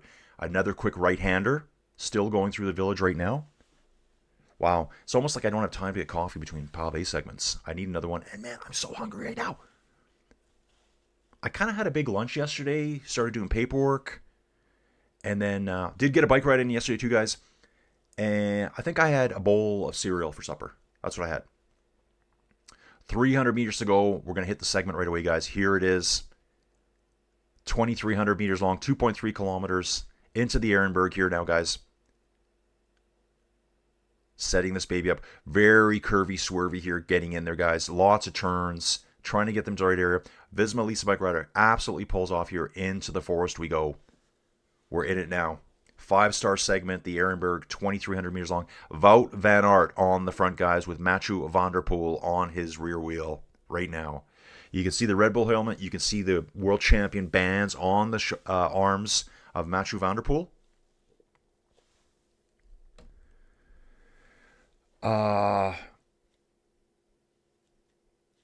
Yeah, Aaron, if you replace an old stone with a new stone, calling it a replica does not seem correct. It is still pave. Yeah, dude, there's the pave maintainers. The pave crew. I guess, I wonder if they're all volunteers that get paid to do that. Yeah, Fab Cycling. Poggy burned his teammates' matches so quick for the chase. Yeah, dude, I think riders going into the grass here already. They're trying to stay off the cobbles. There may be no room left for them. Alpecin Premier Tech. That is not Mathieu over on the side. Binyam over on the side in the grass. Crash here for NSN rider. He is really holding his left knee. Ow, that looks sore. Poggy riding 4th place. Wout on the front. Mathieu trying to figure out who that third rider is there for Red Bull. That rider there looks like... Oh, more crashes, guys. More crashes. Riders pulling over everywhere. That could be Lawrence Pithy right at the front, I think. The one Red Bull rider there. Yeah, so exactly. Oh, what happened there? Mathieu, Mathieu on the side of the road, guys. He pulled, side of the cobbles, pulled over to the left side and had to take a teammate's bike. He's taking a teammate's bike. Guys, imagine trying to clip in on the cobbles. Imagine trying to clip in on the cobbles. Brutal. Mathieu can't do it. Mathieu's race could be over here, guys. Mathieu's race could be over right here. Oh, he's ticked off. He took his teammate's bike, but he couldn't clip in. He's called his teammate back and said, dude, just go. That looked like number 4. I don't think that's Tibor. That was Jasper. Jasper was trying to give his bike. Binion comes up to Poggy. I wonder if he's going to give his bike to Poggy. I mean, to Mathieu. He didn't. Oh, wow. There is an Alpecin Premier Tech rider taking his wheel off his bike, doing a front wheel swap, putting the axle through it, spinning it on, and is going to give that bike to Mathieu, I think. Number 2, that's Tibor Del Grosso, you can tell by his hair. Tibor Del Grosso has just fixed Mathieu's bike for him. Mathieu's remounting now. So Mathieu had gone up the road on that other bike and couldn't ride it. He's back on now. He had to walk back to get to Tibor Del Grosso, who was sacrificing his own race today to put his front wheel on Mathieu's bike. Brutal. That's a teammate there. That is a teammate. Binyam super struggling here on the cobbles, guys. Binyam does not like the cobbles. Mathieu's already blown past him again. So now we've had both the favorites kind of suffer the same fate. I would say Matthew got the worst of it there. Poggy got a quick neutral bike service change and was going. May not have been his favorite bike. One thing that's interesting here, it looks like Jonas Abrahamson is with Mathieu van der Poel. Another strong dude. Let's work together, boys. Let's work. At the very front of the race, dudes, I see 7 riders. Wout, I think Lawrence Pithy, Poggy, another Visma Leaseberg rider. Looks like 1 decathlon rider up there too. Let's get this all under control here, guys. Dude, bike change, that was worse than a bike change for Mathieu. That was an absolute disaster. Mads Pedersen in the front group. Wout, yeah, there is 1 decathlon rider, and just trying to see, come on, let me look around everyone. So Mathieu is on his bike, but had a flat tire. Took the front wheel from Tibor Del Grosso. Mathieu's struggling again here. I think he's got another mechanical. Mathieu just got dropped by Jonas and a UAE rider. I think Mathieu has another flat tire. Another one. Yep. He's losing control of the bike. He's putting his foot down, CXing it, doing a quick dab. 2 mechanicals on the same 2.3 kilometer segment. The UAE car goes by him. Oh, but brutal. I mean, the road's so narrow here, the cars can barely get by. Here's the Alpecin Premier Tech car. At this point, Mathieu van der Poel is 126 back. Now it's 152 showing up on Flow Bikes here. Give him a decent bike, guys. Wow. What a disaster. So, things are coming back for Poggy, guys. He had an unfortunate series of events. Got back on, burned his teammates out. He's the only UAE rider up there. And then even worse has just happened to Mathieu van der Poel. Even worse. Mathieu did not have neutral service there to assist him. That was a disaster. Okay, dudes, I got to catch up here. This is insane. The race is fully on, guys. The race is fully on. Aaron saying Seattle Park area did not feel too sketch, but did drive in and out. Yeah, dude. Aaron, exactly. Where the park is there, the ballpark, it's kind of an industrial area down by the seaside, by the shore, whatever you want to call it. There's like lots of container shipping and stuff going on there. Yeah, like we walked there. We walked home at night there. It's just you're kind of staying right downtown. Yeah.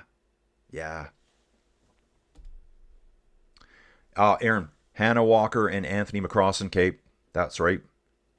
Hannah is low-key hilarious. And I got to catch up here. Dude, that's what I was going to say, Aaron. My first guess for mining, coal region. A lot of coal here. Oh, dude, I'm so far behind. Dave's asking what cereal. I think I had 2 bowls yesterday. Frosted Flakes for breakfast and Honey Nut Cheerios for supper. Drew saying had to reboot my Samsung to see Colin smiling. Wout is looking super strong from Aiden here, man. What is Mathieu going to do today? He's wearing that Richard Mille watch. He doesn't even wear gloves right now. Yeah, see, this is where he got the bike change from Jasper. Rider number 1, Mathieu. Rider number 4. Mathieu cannot clip in at all. He can't clip in. Jasper's pushing. Then Mathieu says enough after about 200 meters. Then the camera cuts back. Here is Tibor Del Grosso, professional athlete, doing a full front bike wheel swap for Mathieu. Spinning the axle in. And then Mathieu has to do another bike change. What a disaster. So in a 2 kilometer segment, he just lost 2 minutes. 2 bike changes. Yeah, I'm going to roll to the front, guys. We're doing the Colin sticky bottle to the front, guys. I'm sorry. I'm going to read this quick here, see what you guys are saying. Drew saying the PCS situation column looks vague. Yeah, dude, sometimes it does get very, very vague. They have a question mark there. So, front group right now, guys. Taddy, Mads, Wout, Christophe Laporte, Stefan Bissinger. Dude, Bissinger is really good at this race. He is really good at this race. He was one of the dudes, I think he might have been top 10 last year. Was he top 10 last year? Let's have a look at that. Bigger dude, time trialist. Bissinger last year, 7th. I remember him being really well placed in that race last year.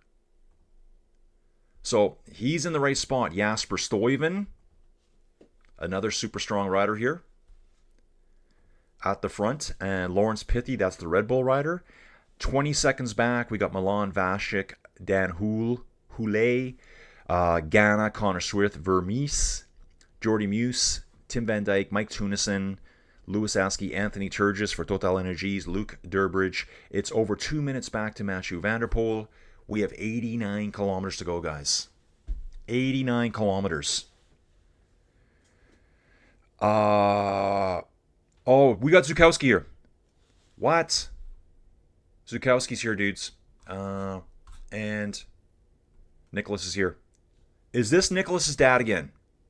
If this is Nicholas' dad again, I'm going to crap my pants. M. Zukowski right here, dudes. This happened last year. Dude, was it at La Vuelta? It might have been at La Vuelta. Zukowski M is saying, even on a sunny day, full carnage. And Nicholas is at the race. I did know that before the race, guys. Tom Pidcock, obviously not here. So, cheering to know that this is Nicholas's dad here. Could be just a random last name, but this happened before, guys. Live on Inside Cycling World, dudes. Dudes, thanks for everyone being here.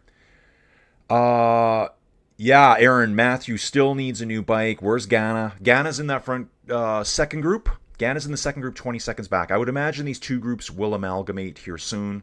It's still a little bit too far out. Unless Poggy feels so incredible right now to go 80 plus kilometers solo. That's probably his best move. Aaron, yeah, his race is done.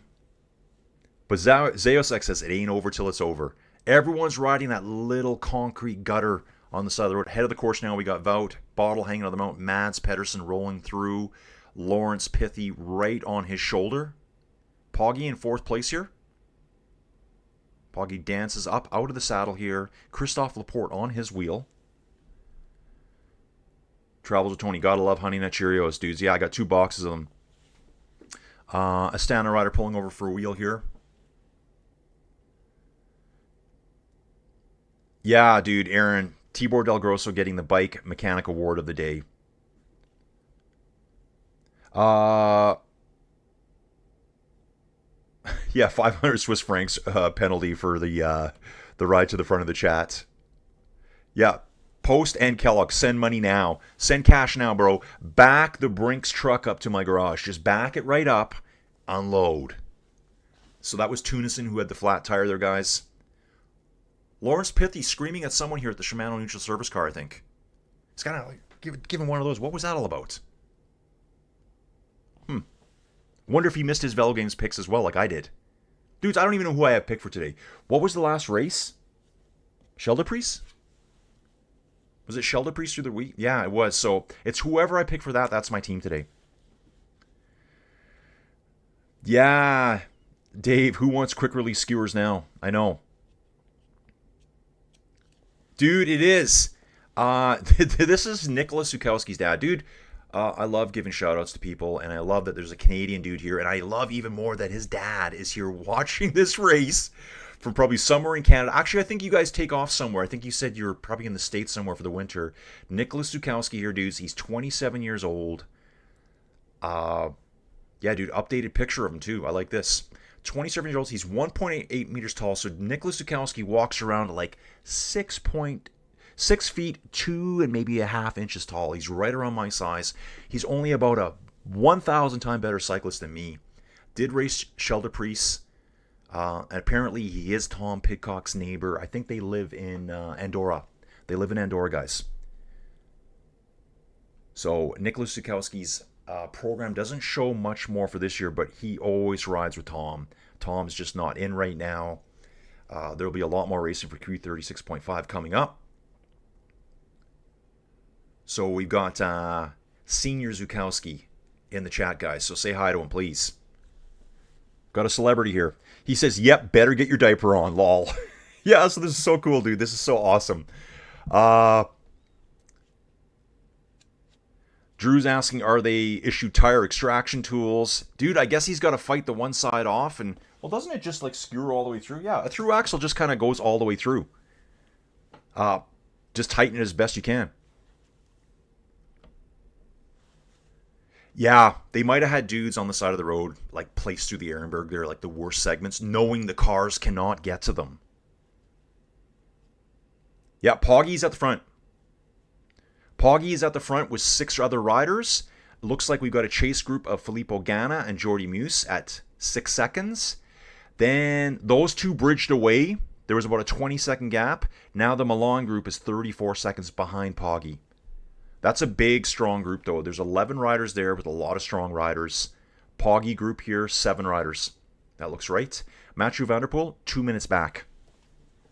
I mean, that was the worst place possible to have a mechanical is through the Arrenberg. There's no way the cars can get to you. No, Poggy is on his team bike.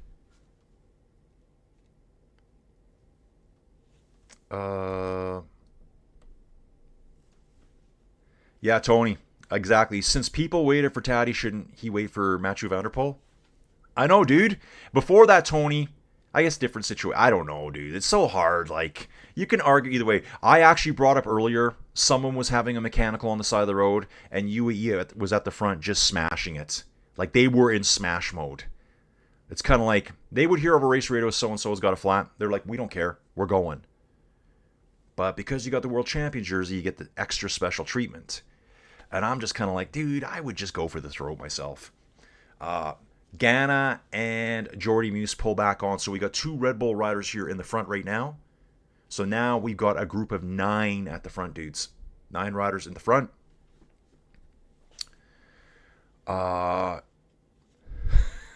Yeah. They will change your video designation if Colin poops pants. Picnic Post, all the cereal, please. Jersey coming to Inside Cycling World soon. Yeah, dude, send me one. Send me one. Picnic Post NL. Don's heading over to the bowling tournament. Don is in a league that he plays every Sunday. Vout leading the way here, guys. I wouldn't say the front is super rammy right now.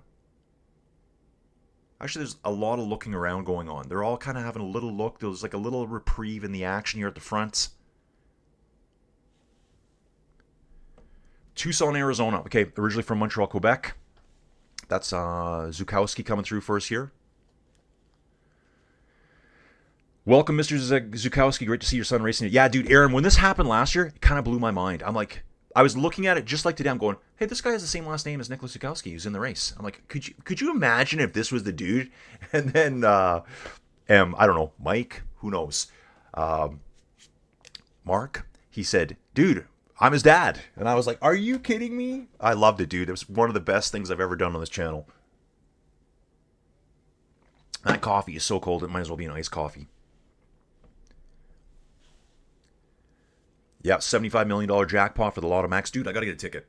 I do have to leave the house today. I got to go down to Drumheller today. That's where the Dinosaur National Park is. Picking up keys for another property management I'm taking on. I've already got that done too. So guys, I secured 3 suites yesterday for my property management empire. Dude, I'd love to live in Tucson, the home of Mount Lemmon. That's a tough climb, dudes. I think the full Mount Lemmon climb, full, bottom to top, there's like a double summit. There's a village at the top. I don't even know what that village is called. I think it's 42.5 kilometers at about 4.5% gradient. All the way. You'll just grind you to death. Tony saying Andorra is still a decent tax haven. Not 0% anymore like it was, but good for cyclists who don't always earn great. Yeah, dude, Rod Jason here. Good question. Why couldn't MVDP clip in Jasper's pedals? Dude, that was the thing. Mathieu could not get his feet in. At first, I was kind of thinking it's just the bouncing. These guys are pros, though. He is the CX god. Then I thought maybe some mud as well, but I don't know if Jasper rides different pedals. Could that be? Dude, that's Rod. That's got to be it. Rod or Jason. It's probably Jason. Sunshine Every Day in Tucson. It's from Zukowski. Zausak's 2 different Shimano pedal versions. Ganna Gana's got a flat, guys. You can see him getting all squirrely. Hand quickly went up. Dude, front tire flat, you might as well just park it because you're not going to be able to control it. He's on the side of the road. Neutral service right there again. Will neutral service saved the day for Filippo Ganna, who fought his way back into the group. He's now out the back. Poggy on the front here. He's not messing around anymore. Into another pave segment here, guys. This is segment 17. This is a 4-star segment. It's 3.7 kilometers long. You don't want a mechanical here either. Very, very narrow. Going through the cobbles, dudes, it says 54k an hour. 55k an hour. Strong wind coming over their left shoulders. That is Yves Lampard, I think it is. No, it's Jasper Stuyven. Jasper Stuyven sitting right on Poggy's wheel.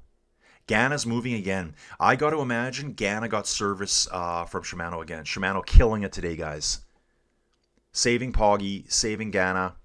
Mathieu van der Poel pushing super hard here. Guys, Mathieu van der Poel has pulled back 30 seconds.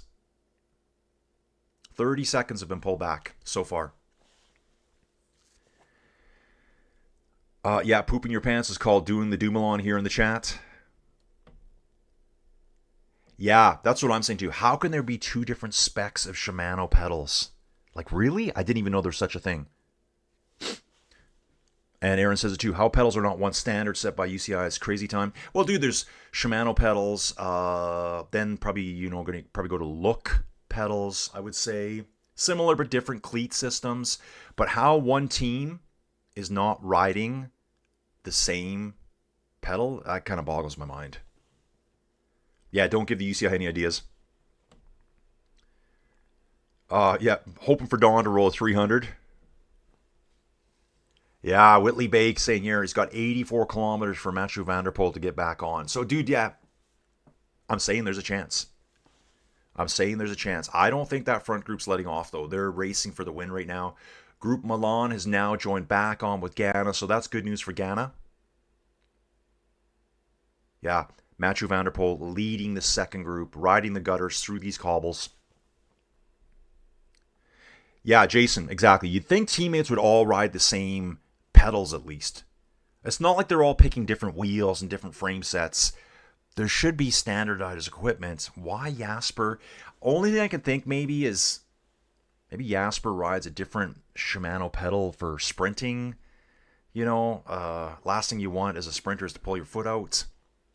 And that, although Mathieu can sprint too, like, come on.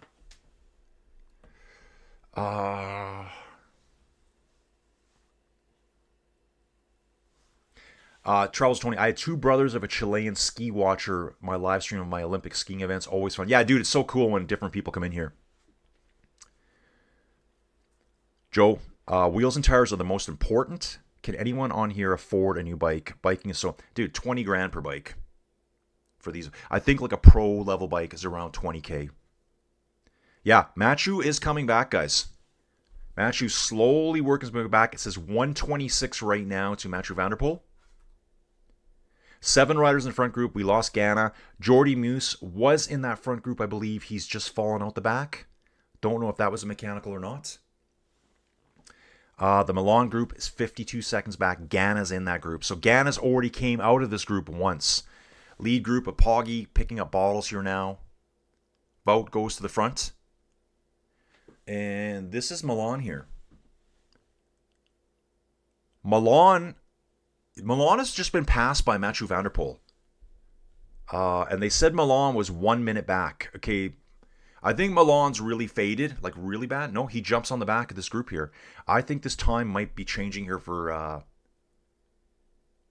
Yeah, how can that be? This time's not right here. Not right at all. That would say that Mathieu van der Poel's a lot closer than what they're saying here. Flowbikes is still saying 133. Okay, we got a mechanical here. Who is that? Red Bull Bor, Hansgrohe rider. Was that Lawrence Pithy out of the front group? Neutral service is there again. That was Lawrence Pithy out of the front group. The 7 becomes 6 up front. So very unfortunate for Lawrence Pithy. The good news is, by the time he gets his bike change done, the Ganna Milan group, well, Milan's not in that group anymore. He's with Mathieu now. We'll call it the Ganna group for now. We'll be picking him up, and they should be able to chase back on. Wout doing That's actually Christophe Laporte at the front right now doing the work. 56K an hour, guys. Okay. Zukowski saying Village's summer haven with Mount Lemon Ski Resort. Yeah, the last time I did the Mount Lemon climb, guys, it was on Roubaix inside.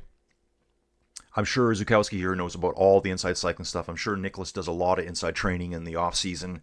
Zwift, Roubaix, Training Peaks Virtual, Bike Terra, all those ones. And I started that ride, dudes, with a bunch of dudes from the UK at 2 o'clock in the morning. I almost died. I got out of bed at 10 to 2. I started the ride with a coffee in my hand. It's on camera too, guys. It's buried somewhere deep, far away in the channel, in the recesses. It's in the archive over there. And yeah, dude, that ride almost killed me. I had to get off during the ride to go to the bathroom. My nose was running so bad. But when I went to the bathroom and came back, I was like a new human being. You could see it happen on camera.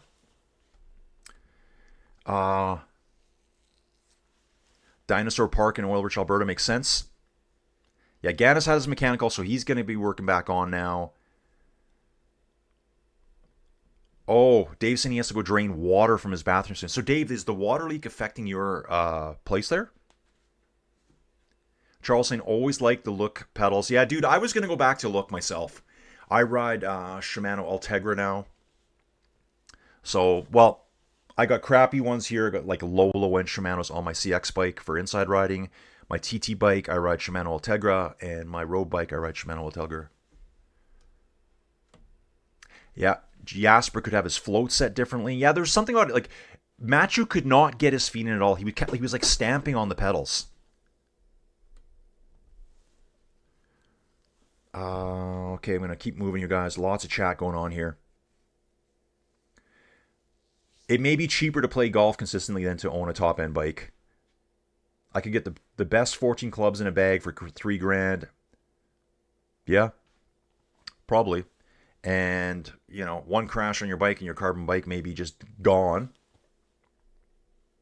Wheels in cycling are brutal, guys. Just absolutely brutal. Like, for a good set of wheels, like for probably what these guys are riding, for Envies, probably $3-4 US for a pair. I would imagine at least that. There's lots of fakes out there, and it's really cool. You can find videos on YouTube, guys, where the real companies find the fakes and they put them through their like stress testing, and those fake brands that you think are good fail really quick. Jordy Muse is leading on Lawrence Pithy back here. That's what happened there. Okay, so Jordy's got back with Lawrence Pithy, who had his mechanical. Teammates nearby each other. This is really going to help Lawrence Pithy get back to that front group. It's 45-second gap right now. So Milan is 107 back. It says 102 back. I swear on camera they had him with Mathieu van der Poel. Zywasex, exactly, and maybe very high tension for his sprints. He may not have been able to get his feet into those at all. Yeah, you got to think too, with Mathieu being a CX rider, clipping and unclipping, they want to keep the tension really low. Yeah, that's a good point, dude. And that's kind of what I was thinking too. Imagining that Philipsen's pedals, the tension is probably so insanely high on them. There's probably no float. He's probably just locked in, and Mathieu could not push his foot down hard enough on that bouncy cobble to get his foot locked in. That's my guess.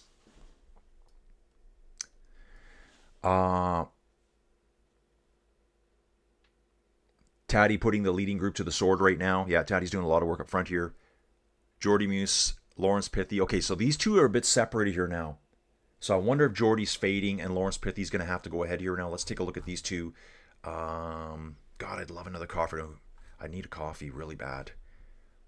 Yeah, Jordy Muse is fading now. Lawrence has to go on by himself. So Jordy Muse is number 93. Lawrence says, I got to go, dude. Thanks for your help. I got to run, bro. Got to run. Lawrence Pithy is number 94. Ineos leading the way behind. This looks like Ghana doing most of the work here. Sector 16, it's a 3-star segment, 2.4 kilometers long. Speedplay, that's another cycling brand. That was one I was thinking about in my head too. Drew collects Look Keo pedals and Brooksels. I think my first set. Oh, dude, who can remember Time? You guys will all remember Time pedals. Are they still around? And I think, guys, am I right about this? I think I'm going to put this out there. I think time kind of invented the clipless pedal. Is that right? I think time invented the clipless pedal way back when in the 80s. They were white, and I think they had like a little bit of red on them. I owned a set. Those were my first clipless pedals, Times. I'm not even if they're sure around. They may have changed name. Maybe someone just bought them out. Aaron, yeah, I bet most of us purchased a car for less than 20K in the past.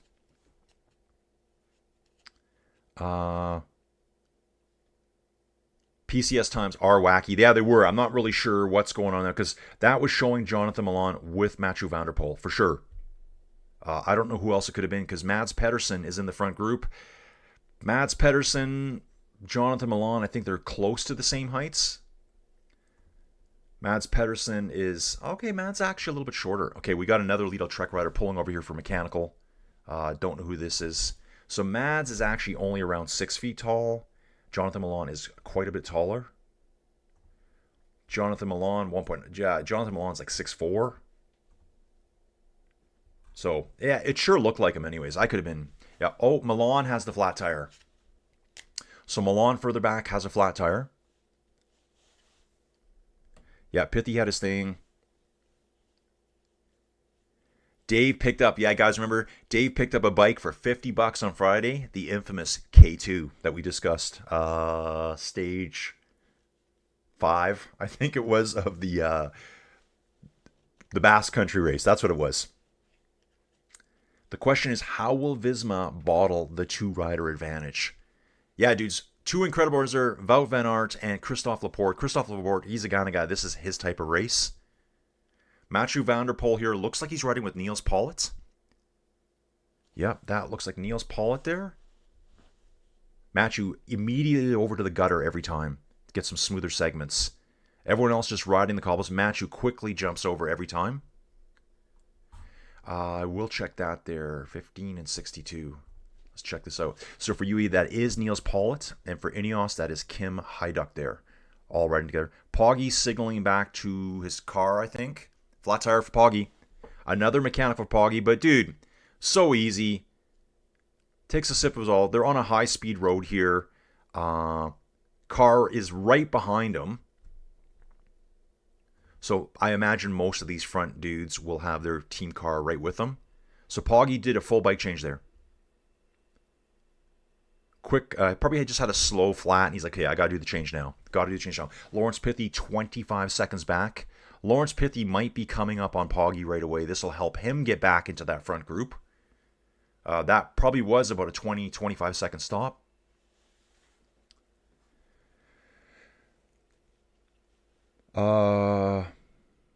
Does Mathieu have teammates pulling with him? He doesn't. He doesn't have any teammates with him. Right now, he's riding with two other riders.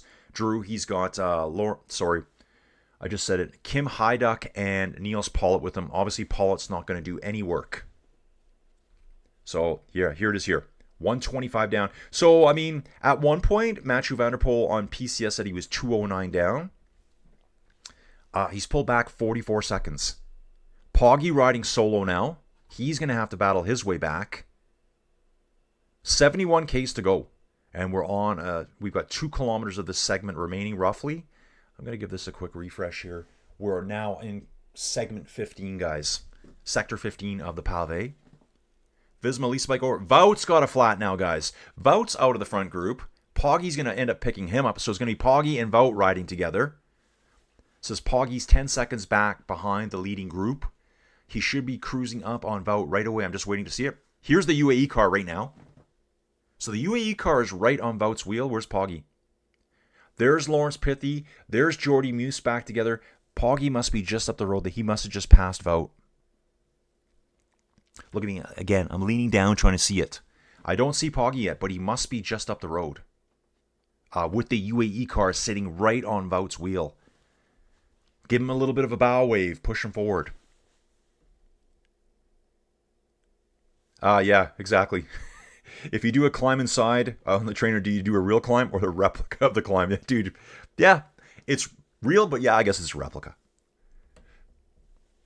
Yeah, Mathieu is pretty much on his own. Poggy's on his own right now. Come on, camera, turn around for a second here. He's got a motorbike chasing him here. I think Wout and the team, the UAE team car is just back there. The UAE team car probably wants to run Wout over right now because he is actually stopping them from being close to Poggy here.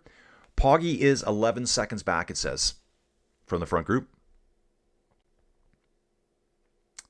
Travel's showing Shimano, dual-sided for like 15 years. I do a lot of gravel as well as urban rides. Yeah, having the flexibility is great. At my age and average speed, the extra 100 gram don't matter. Yeah, dude, that's why I ride crappy pedals on my inside training bike. I'm like, I don't care about the weight here. I'm not really moving. It's fake. It's a replica. You get it? Oh, wow. Yeah, so Dave sent me pictures, I think it was on Friday, of his new little bike score. I think he's going to use it as in courier work. Right after I sent the K2 picture, found myself mopping for the next 4 hours. Oh, wow. Joe Mercado, I have my time shoes and pedals. Yeah, from the Greg LeMond era. Matthew Vanderpool, Niels Pollitt on his wheel, and Kim Heiduck there sitting right on the back. They haven't changed their positions at all. 127 right now. From the front back to the Vanderpool group. So still some work to do, but we still got 70 Ks, guys. Ah, right there. Cade Media bought a counterfeit Specialized frame. Yeah, dude, they're out there. Matthew puts in an attack here, it looks like, and he's got a little bit of a gap on Niels Pollitt here now. Yeah, dude, there's a ton of fake stuff out. They'll look exactly the same. Like, you'll find NV wheels out there. They find them. They know what they look like. They take them back. And they actually make videos showing this is what a real NV wheel can withstand, and this is what a fake one can. And they fail so early. So, man, I got a great set of NV wheels from China, dude. Yeah, they must have a reseller there. No, they're fake. Poggy takes a bottle, slightly sticky. That's okay. World champion.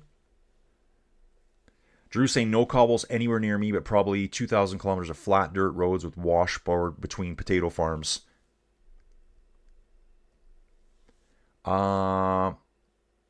So James is saying Look pedals might have been the first with Eno at the Tour in 85. Was it Look? God, I don't know why I thought it was Time. I think they both might have used a white pedal though too. Is that correct? Yeah, I think white pedals back then were the thing. Tony saying there's a great gravel bike brand here in Spain made in Girona called Mega Ammo. Bikes start at $900, but all the way up to 11K. Lots of choices. Yeah, Zukowski saying again, average speed is 50K an hour. That's TT speeds for us. Is this Nicholas's first Paris-Roubaix? I'm not even sure. Is this his first Paris-Roubaix? I'd love to hear the stories afterwards about this. We'd love to hear Nicholas in the Inside Cycling World chat. We would love that. Right, guys? Dudes, if you want to hear Nicholas Zukowski here, wouldn't it be cool if he would give us like a mini interview? Dude, I would absolutely love that. That'd be so fun. We could set up some questions in advance. You guys could ask some questions directly on the channel. I'll just be your dumb mediator, keeping you guys under control, you savages under control. Dave saying he just saw a dude riding time pedals on a time bike this week. Dude, my favorite bike right now, I do have a Cervelo S3, so it's a pretty decent aero bike. My favorite bike is my older TT bike. It's a Look TT frame. That's my Dura Ace bike. I want to ride that thing all the time this year. Yeah, Drew saying so far, these fat tires, 32 and 35 mil, are not helping prevent flats. Yeah, dude, there's been a million flats at this race. So Wout is now with Jordy Muse and Lawrence Pithy. They're trying to work their way back on. 27 seconds down. Matthew looks like he might have a teammate with him now. Matthew's taking on some nutrition at the moment. It looked like he was taking on some Tic Tacs to me. Didn't look like an energy gel. Looks like he was trying to shake something out into his mouth. Maybe gummy bears. Yeah. Matthew has to catch up with this group. And the thing about it is, I think he's going to do it. There, it says right now, actually 19 seconds ago, after LMF says it, Whitley Bay, Matthew's only chance is to get with the Ghana group. He is with the Ghana group now. So now there's going to be some serious firepower in this group here. Yeah, it does show now. 1 minute, 11 seconds down. Ghana, Pollitt. So we're bringing up some UAE reinforcements as well. Lido Trek has Vasic, Perstrand, Dan Houle for decathlon. I kept thinking Dan Houle, Lido Trek, so he switched teams. Ghana, Swift, Turner. 3 Grenadiers there. 2 Red Bull riders. Ooh, Red Bull's going to have up to 4 riders back together here pretty quick, guys. We got Alex Sagart here. Machu and Ghana having a discussion, guys. Like, they're shoulder to shoulder, like almost leaning in. Like, bro, how do you want to handle this? What do you want to do? Dude, see that extra Lambo I got at home? Just help a brother out. Help a brother out. The lifestyles of Machu Van der Poel, guys. So we got 16 riders in this group, chasing 3. I think they're going to be picked up. I think Wout wants to be with this group to hunt down those 5 that are out front. This is Jordy Moose back at the team car. He's getting a saddle adjustment. Looks like his saddle has slipped. Saddle slipped. Okay, so this is Zukowski's, Nicholas's first Paris-Roubaix. Oh, no, hang on. Oh, so he has raced it before. Nicholas first did this in 2023, finished 125th, but finished. Dude, let's go back. Let's check out Nicholas again. Start list here for Q36.5 Pinarello. I think I'm supposed to say that the other way around. Nicholas Zukowski, 2023 here. Paris-Roubaix. Right here. 125th place, Paris-Roubaix, 2023 finish. Dude, just finishing. Like, it's one of those things. I always hate when people say, yeah, but you finished, man. Dude, Paris-Roubaix, if you finish it, you've almost won. If you finish it, you've almost won the race. So, good for him. Dudes, 5 riders in the front group. Taddy, Mads Pedersen, Christophe Laporte, Stefan Bissinger. Yes, this dude right here. Time trialist. Let's take a look at Stefan for a second here for decathlon. 27 years old. Man, it seems like he's been around forever. I would have said he was in his early 30s, but he's not. Time trial specialist, and also is really good at Paris-Roubaix. So he finished 7th last year. Let's take a look at his Paris-Roubaix results. 26 in a 70-kilometer break in 2024. Let's see if he did 2023 with Nicholas. In 2023... Sorry, guys, I zipped past it. He didn't do it. No, he skipped it that year. Okay. Dude, so much racing coming up here. It's getting kind of scary for me. We have Amstel Gold race next weekend. A bunch more one-day races. And then all of a sudden, I think we're at the Tour of Romandy. And all of us. And after that, May 8th, it's the Giro. It's the Giro, guys. Eddie's saying that Tirangano cycling teams have Shimano name written in their jersey. Yeah, Shimano big. Shimano has to be the biggest supplier of components and stuff for bikes in the world. Have to be. I think right now it's probably Shimano, SRAM, and then Campy, as my guess. There's probably some new brands that have came out of China, but I'm sticking with Shimano. Okay, Jordy Muse here, trying to get back on again. Looks like he slipped out the back here. Lawrence Pithy has got a gap over Wout van Aert right now. Small gap, and Jordy Muse is trying to get back on their wheels. Stick together, dudes. 18 seconds back from the front to the Van Aert group. 104 to Van der Poel from Poggy. So Van der Poel has pulled back over a minute now on the front group. Over a minute. Yeah, the Grenadiers. I love it. Ineos. A.K.A. Team Sky from the old days. Jordy Muse struggling to hold on to the Van Aert group. That's right. Okay, this is looking interesting, guys. Here comes the Van der Poel group. And again, the times are goofy, dudes, because they're saying the Van der Poel group is at 102. Jordy Muse is at 20 seconds. The Van der Poel group is rolling up on Jordy Muse right now. Okay, that might be... Okay, sorry, guys. Let's correct this, because now I'm seeing Jordy Muse back. Who am I looking at here? Who is this? They're showing one solo Red Bull rider here. Maybe it's someone that attacked out of this group. That's probably what it is. I think right now they're sending a rider from Group 3, the Ghana group, up the road to connect with Lawrence Pithy and Jordy Muse. That's what's going on there. Yeah, Dave, exactly. Nicholas is a god for just surviving the Paris-Roubaix. So yeah, it looks like there's 2 riders. It could be Tim Van Dijk or Gianni Vermees.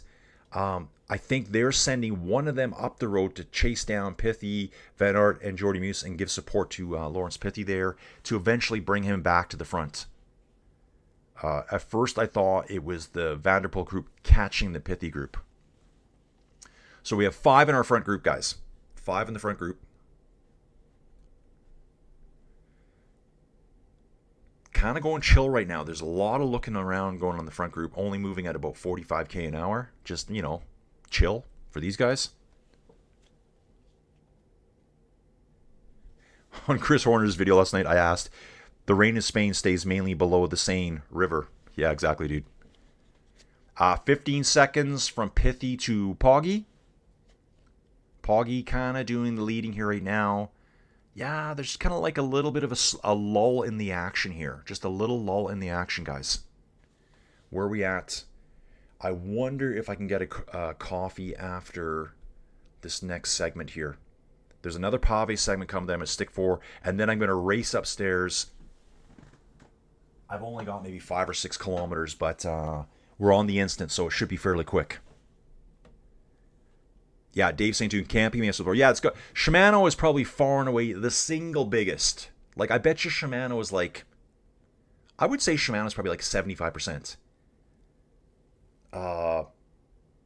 Then SRAM. Who else did I mention? Who have I missed? Dave, if Campy's 4th, who's 3rd? Did I just forget someone? Maybe. Okay, Machu doing the work at the front here, guys. 104 back from the front. I think there's a chance they might come back together. There's a chance. It all depends. All it takes is one mechanical for Poggy, and they're back together.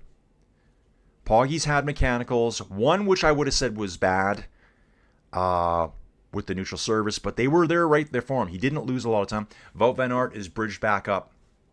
I can just see him now coming with Pithy and Jordy Muse. Yeah, they're back on. We should have 8 riders in the front group again. And it's just popping up now. We got 8 riders back. Mathieu van der Poel's crash, mechanical, was catastrophic. I think a lot of dudes at that point would have said, you know what? I'm jumping in the team car and I'm going home.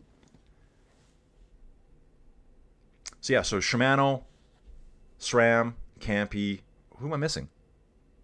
I don't even know. Like, Shimano to me just seems so massive.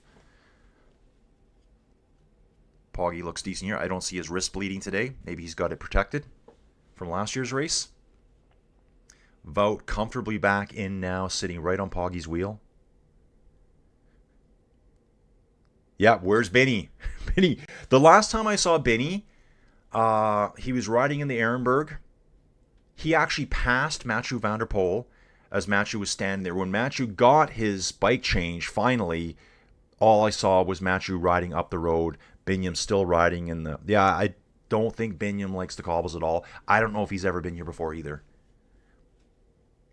Drew's saying, need my breakfast granola with blueberries, milk, and 0 sugar, maple syrup, and an orange on the side. Dude, that sounds good right now. I'm probably having just cereal at some point today. So what's today? This biggest day of the year. I will get a bike ride in. And I got to drive to Drumheller. It's about 45 minutes from here. Pick up keys. The lady got all her paperwork done last night, so let's rent it. Okay. Mr. Zukowski, gotta go. See you guys at Giro. Nick was involved in a crash and broke his collarbone. That's right. That's right, he did. So Nicholas Zukowski broke his collarbone last year in stage 4 of the Giro. Shattered in 5 places. Was back on the bike a week later. Before you jump, dude, was he inside training? Was he on Zwift? I imagine he'd just sit inside, not hold the handlebars. Yeah, catching their breath, refueling, and rearming for the next big push. Mathieu pushing all the way, dudes. It's coming. 47 seconds, bros. Let's go. Man, can you tell I love Mathieu van der Poel? Yeah, dude, I just love the guy. Dudes... They're on the cobbles here. I think I'm going to jump on this one. I need a hot coffee right now. Dudes, I'll be right back. Keep the chat rolling.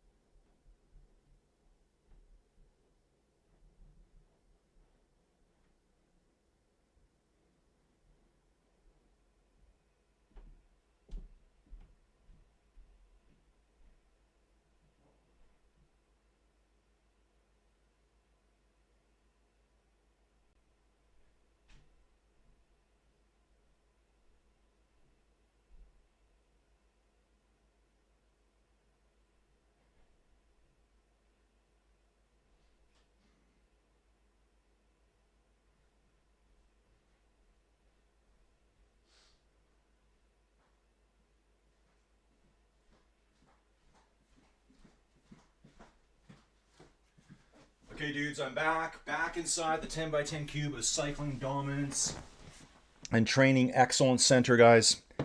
Back at the race here, 8 riders in our front group, 23 seconds back to Mr. Mathieu van der Poel, Niels Pollitt, Dan Houlet, Filippo Ganna, Vermees, Tim Van Dijk, Mike Tunison, and Lewis Askey for NSN Cycling. Never look at this guy enough. 24 years old, from Great Britain. He's from Cannock. That Cannock, dudes, is that in Wales? Come on. Help a bro out here. Let me know. It kind of just sounds like it's at a Wales place. That's what I'm thinking.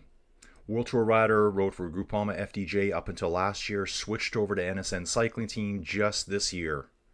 So he is doing great being up in this group here. Then we have Vashik, Connor Swift, Dries van Gestel, Alec Segart, Anthony Turgis, just to name a few. Let me get situated again, guys. Oops, sorry. 8 riders on the front, 23-second lead over Mathieu van der Poel. Like, imagine if he comes back and wins the race. Imagine if he comes back, the footage they're going to show of him standing on the side of the road there. Ghana right up there with Mathieu right now. What is Mathieu going to have left after doing this huge chase? Okay, dudes, I got to back up a little bit. Wow. So, from the senior Zukowski here. So, Nicholas broke his collarbone, I think it said, in 5 places, stage 4 of the Giro last year. 1 week later, he was on the bike. 4 days on the trainer, and then back on a road bike. Like, that's insane. Dave's saying Atwood, the Chinese brand, 3rd now. Okay.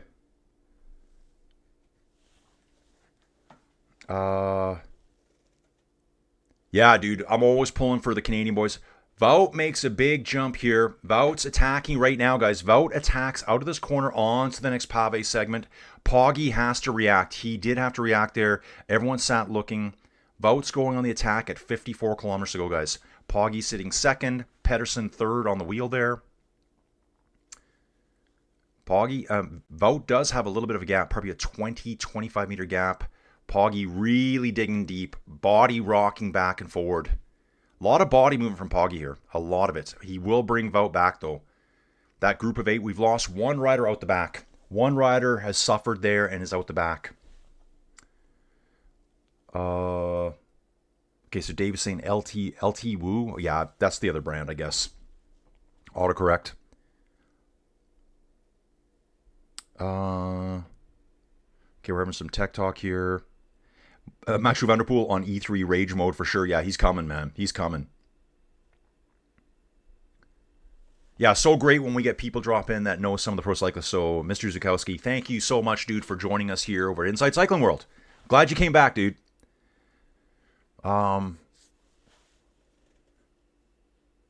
Yeah, let's cheer for Nick to finish. Haven't seen his name. He'll be back there with the pin roll. I hope we see him on TV somewhere. So let's just have a quick look. Let's keep a look on numbers, guys. So Pinarello. Poggy goes straight to the front now. Wout reacts. So for Q36.5, Zukowski is 207. So remember that number, guys. When I see it, I'm going to be screaming it out. I'll try not to crap my pants again. Yeah, rolling. Exactly. We're rolling along now, guys. Here he comes. So we've got 3 in the front, 3 riders, and actually Pedersen's just slipping off the back before the next little pave segment here. It's Poggy and Wout van Aert.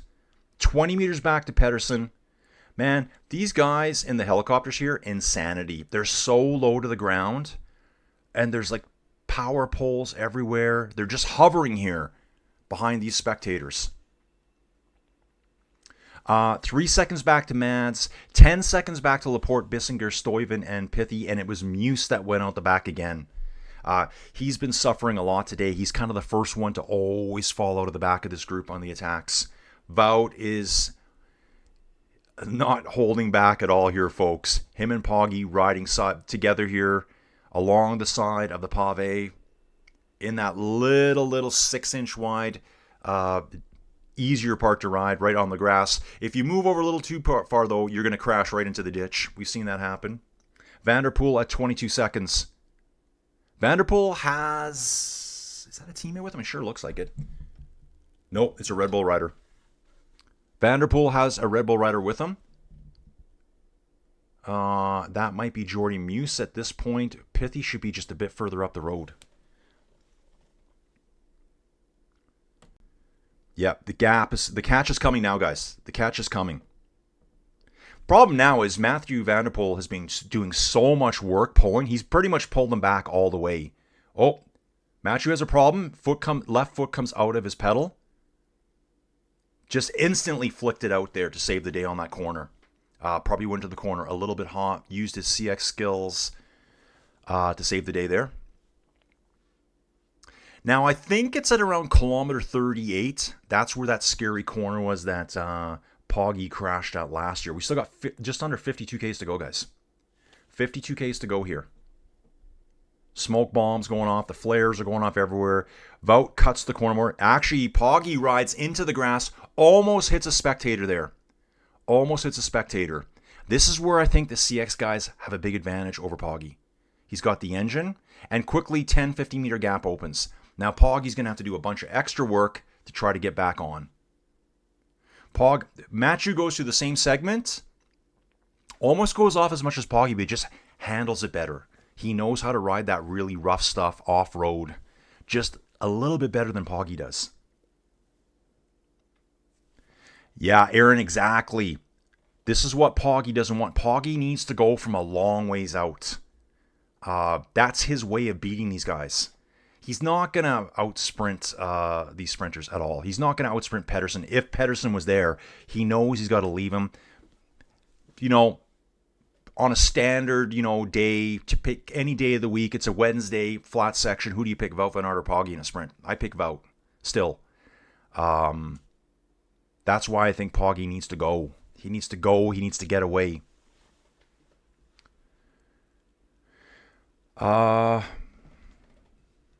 Dave saying, I'm kicking myself for not buying the Mavic rear derailleur I found in the yards bin. Parts bin at a do-it-yourself bike shop a few years back. Yeah, Mavic, I can't remember how many years they were even around. Matthew grimacing in pain here, but he knows he's getting back on. I mean, I honestly thought he would abandon. Charles, flat tire again for Ghana. Again! Rear wheel this time, arm in the air. He's just sliding all over the road, pushing that power down. It's for nothing. Charles, for president, it occurs to me that Wout could win this. Yeah, absolutely, dude. I think in a head-up sprint at the finish, Wout's winning against Taddy right now. Mads is lurking too, guys, though. He's only 3 seconds back, apparently. Let me have a look here and see what's going on. Ghana actually does a little bit of a crash. He goes around a right-hand bend, slides his back wheel out, kind of rolls a little bit on the pavement. Fan right nearby to make sure he doesn't roll right into the curb. Tim Van Dijk is on the wheel of Mathieu van der Poel. Poggy leading Wout now. Wout's going to say, okay, dude, your turn. Do all the work as I rest up now.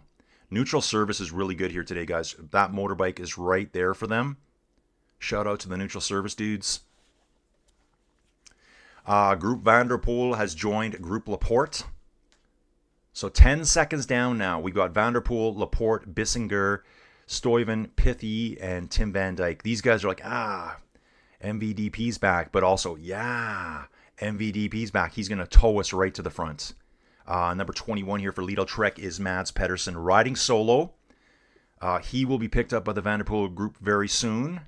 And I'm sure they're all coming back together. All going to come back together. And I think Poggy needs to go now. Poggy, go. You got to go now, dude. You're not out sprinting them. Yeah, no tactics today. Pure survival. Purest racing our generation has seen in years. Dude, I love it. I think it's a really good race. I love seeing that Poggy is able to battle Sector 11 dudes. 5-star segment here. Poggy goes into a first. I love seeing Poggy be so close to winning, but it's a place where he's just not the best. This is one tough race. He's not a true monuments rider. I guess, how do I put it? Maybe he's a little too light framed. That's what people would say. Generally, your monuments guiders are slightly bigger dudes.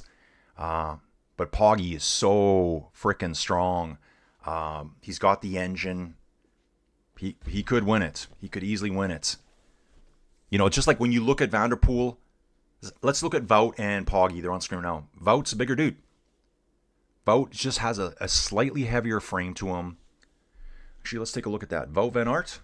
He walks around at 78 kilos. I bet you Poggy's 65. Poggy? 66. Poggy is 1.76 meters. So he's 11 centimeters. So he's 4.5 inches shorter than me. So Poggy's about 5'10". And Wout is 6'3". Wout is 12 kilograms over. Wout is 25 pounds heavier than Poggy. So he's not the traditional build, but he's an incredible cyclist. So it's really cool to see him like pushing the barriers of what can be done. You know, just think about this. When we're climbing the Tourmalet, Mathieu won't be anywhere near Wout. Sorry, near Poggy. That's the difference. Wout was hammering before. We can't wait for the highlights later. Yeah, Wout should not want MVTB to get back. Yeah, again, Mathieu leading the way. He's pulling these guys back up there with him right now. We got 2 Red Bull riders here. Visma Lisa Bike is Christophe Laporte. Decathlon is Bissinger.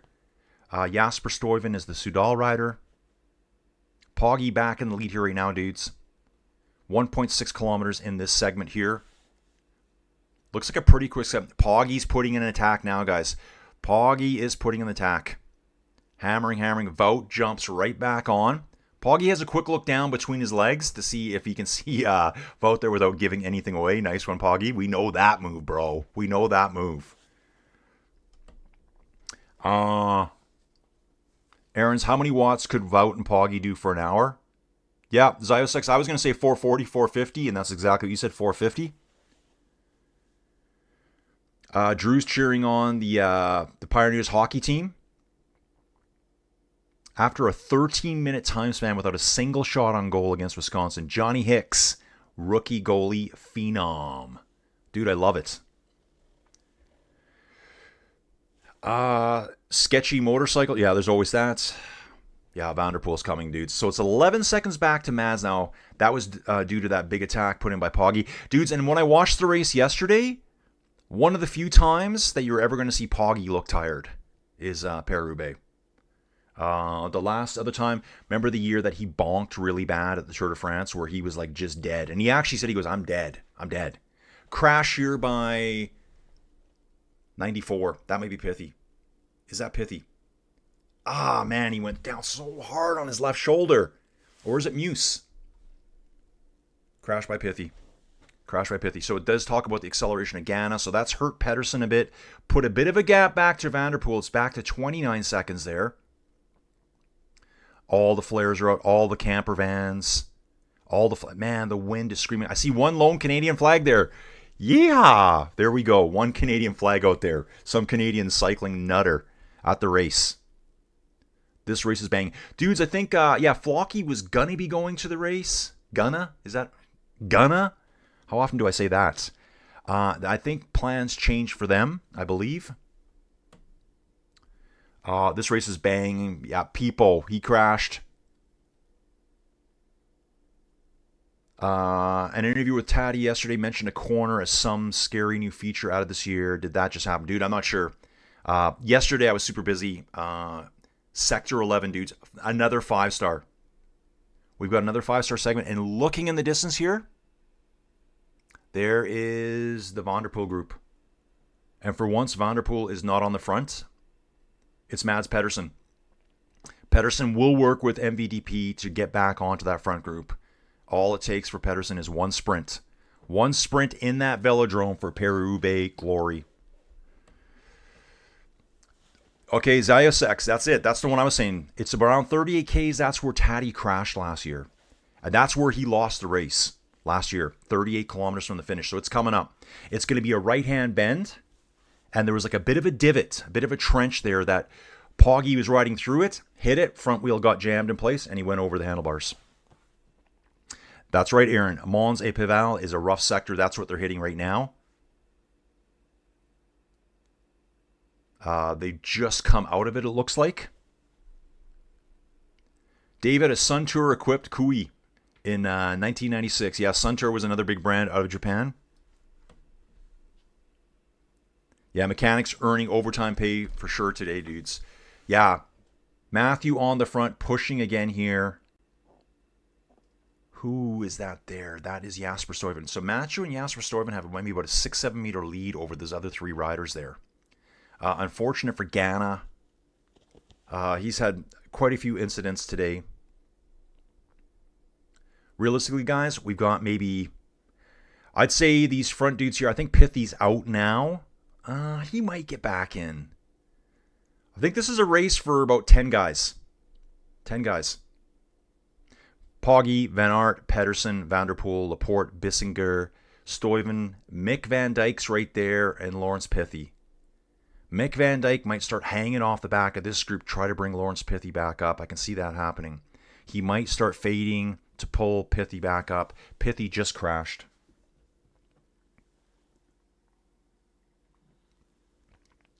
Oh, yeah. Yeah, dude, they're flying over the cobbles sometimes at like 50k an hour plus. So, guys, like 33 miles an hour. Poggi on a mission. Poggi is the hilltop technician. That's right. So it's really cool to see like a GC rider, one of the best climbers in the world, Poggi stretching the back out here. I saw this last year. We're about 5 kilometers away from that corner where he crashed last year. It's going to be totally different this year, I think, guys. 31 seconds here. Van Aert's probably working with Poggi now going, we do not want Matthew back here. We do not want him back. He beats me all the time. He beats me all the time. Yeah. Love both those dudes, though. Okay, close that. Interview with Taddy was referencing the corner that sent him off the bike last year. Yep, kilometer 38, guys. He is the patron of the peloton. He's like the next Bernardino. Poggi just asked the question and Wout said no. Joe, that's a cool song at the beginning of your stream. Yeah, dude, Joey made that for me a while back. I think she made that for me. Dude, I don't know when she made that for me. And I never used to use it that much. I just jump on. I try to be more organized what I'm doing. Charles, are the lead motorcycles trying to push people off the roads? Crowds get out of control. Yeah, dude, absolutely here. Any one of these people could accidentally brush into a cyclist and take them right down. Or throw a bottle at them like they did to Mathieu van der Poel last year. Okay, so Dave's saying, this might be an interesting one. By the way, promos for the channel at the bike shop yesterday. The guys at Go Dutch Bikes seem very interested in channel. Dude, cool. So, Dave, I imagine you said there's a channel where this guy just blathers on every day talking about cycling. Dude, yeah, anything you guys can do to help get the word out there, I appreciate it a lot. Inside Cycling World, my name's Colin. 4Ks to go to Poggi Corner. Poggi Corner. I think I renamed a corner a Strada Bianca a Coke Corner where Francisca Coke crashed. Is that where she crashed or she went by them? I can't even remember the women's Strada Bianca already. Long-term memory, incredible. What I did 5 minutes ago, I don't know. 31 seconds, guys. Wout's doing all the work right here, just towing Poggi along like a good little teammate. Come on, Wout. Wait for Mathieu. Wait for Mathieu. Little arm flick there by Wout. Poggi does go through. He knows Wout's helping him a lot here. This is going to help Poggi build a bit of a lead and reduce the damage that Mathieu's doing behind him. Mads was helping Mathieu before. Hopefully he's back up there again. Let's cut the cameras back, guys. Mr. Camera Director, let's see what's going on behind us. Pretty sure Poggi asked Wout if he could help out and if he was worn out. Wout's back on the front now. I would say Wout is not worn out here. He is doing a lot of work. I think this is really helping Poggi right now. Cash payouts, boys. Cash payouts. Oh, yeah? Mathieu offered you a Lambo? Well, I got this. It's over in the UAE. Yeah, dude, if Ganna comes back and wins, he should retire immediately, go out at the top of the world. Absolutely, dude. He's had horrible luck today. I don't really have any times for Ganna right now. He's in like no man's land back here. Time that no one really knows. Slow-mo cameras here. The flares going off. Riding on the cobbles, riding on the dirt, like just brutal. Signs out, go Wout. Allez, Wout. Now, Jasper Stuyvesant doing a lot of work, and Bissinger, it's nice to see these other riders doing some work now. Mathieu has just killed himself today. What does he have left in the tank? He's going to have to dig really deep here. I wonder what kind of calorie burn these guys are on today. This is probably like a 6,000, 7,000 calorie ride today. Believe that. How many carbs they've taken on. I like to tell my friends that. I have friends who are like, oh, I'm on an all protein. I like to do this much grams of protein per day. And I'm like, dude, there's pro cyclists out there that are taking on, they're like, well, carbs. Yeah, but carbs aren't good for you, Colin. And I'm all on protein. Well, that's great. That's great. I said carbs, cyclists, best friend.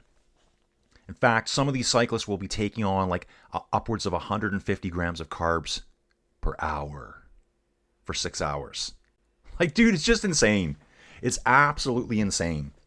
And I'm not sure if I mentioned, probably the single biggest change in cycling from, like, say, the Armstrong era to now is nutrition, gut training, getting that massive amounts of carbs. And, like, think about it, guys. During the Lance Armstrong era, they were still eating rice cakes, unwrapping little pieces of tin foil on the road, eating little peanut butter and jam sandwiches. You never see that now. Never. That's gone.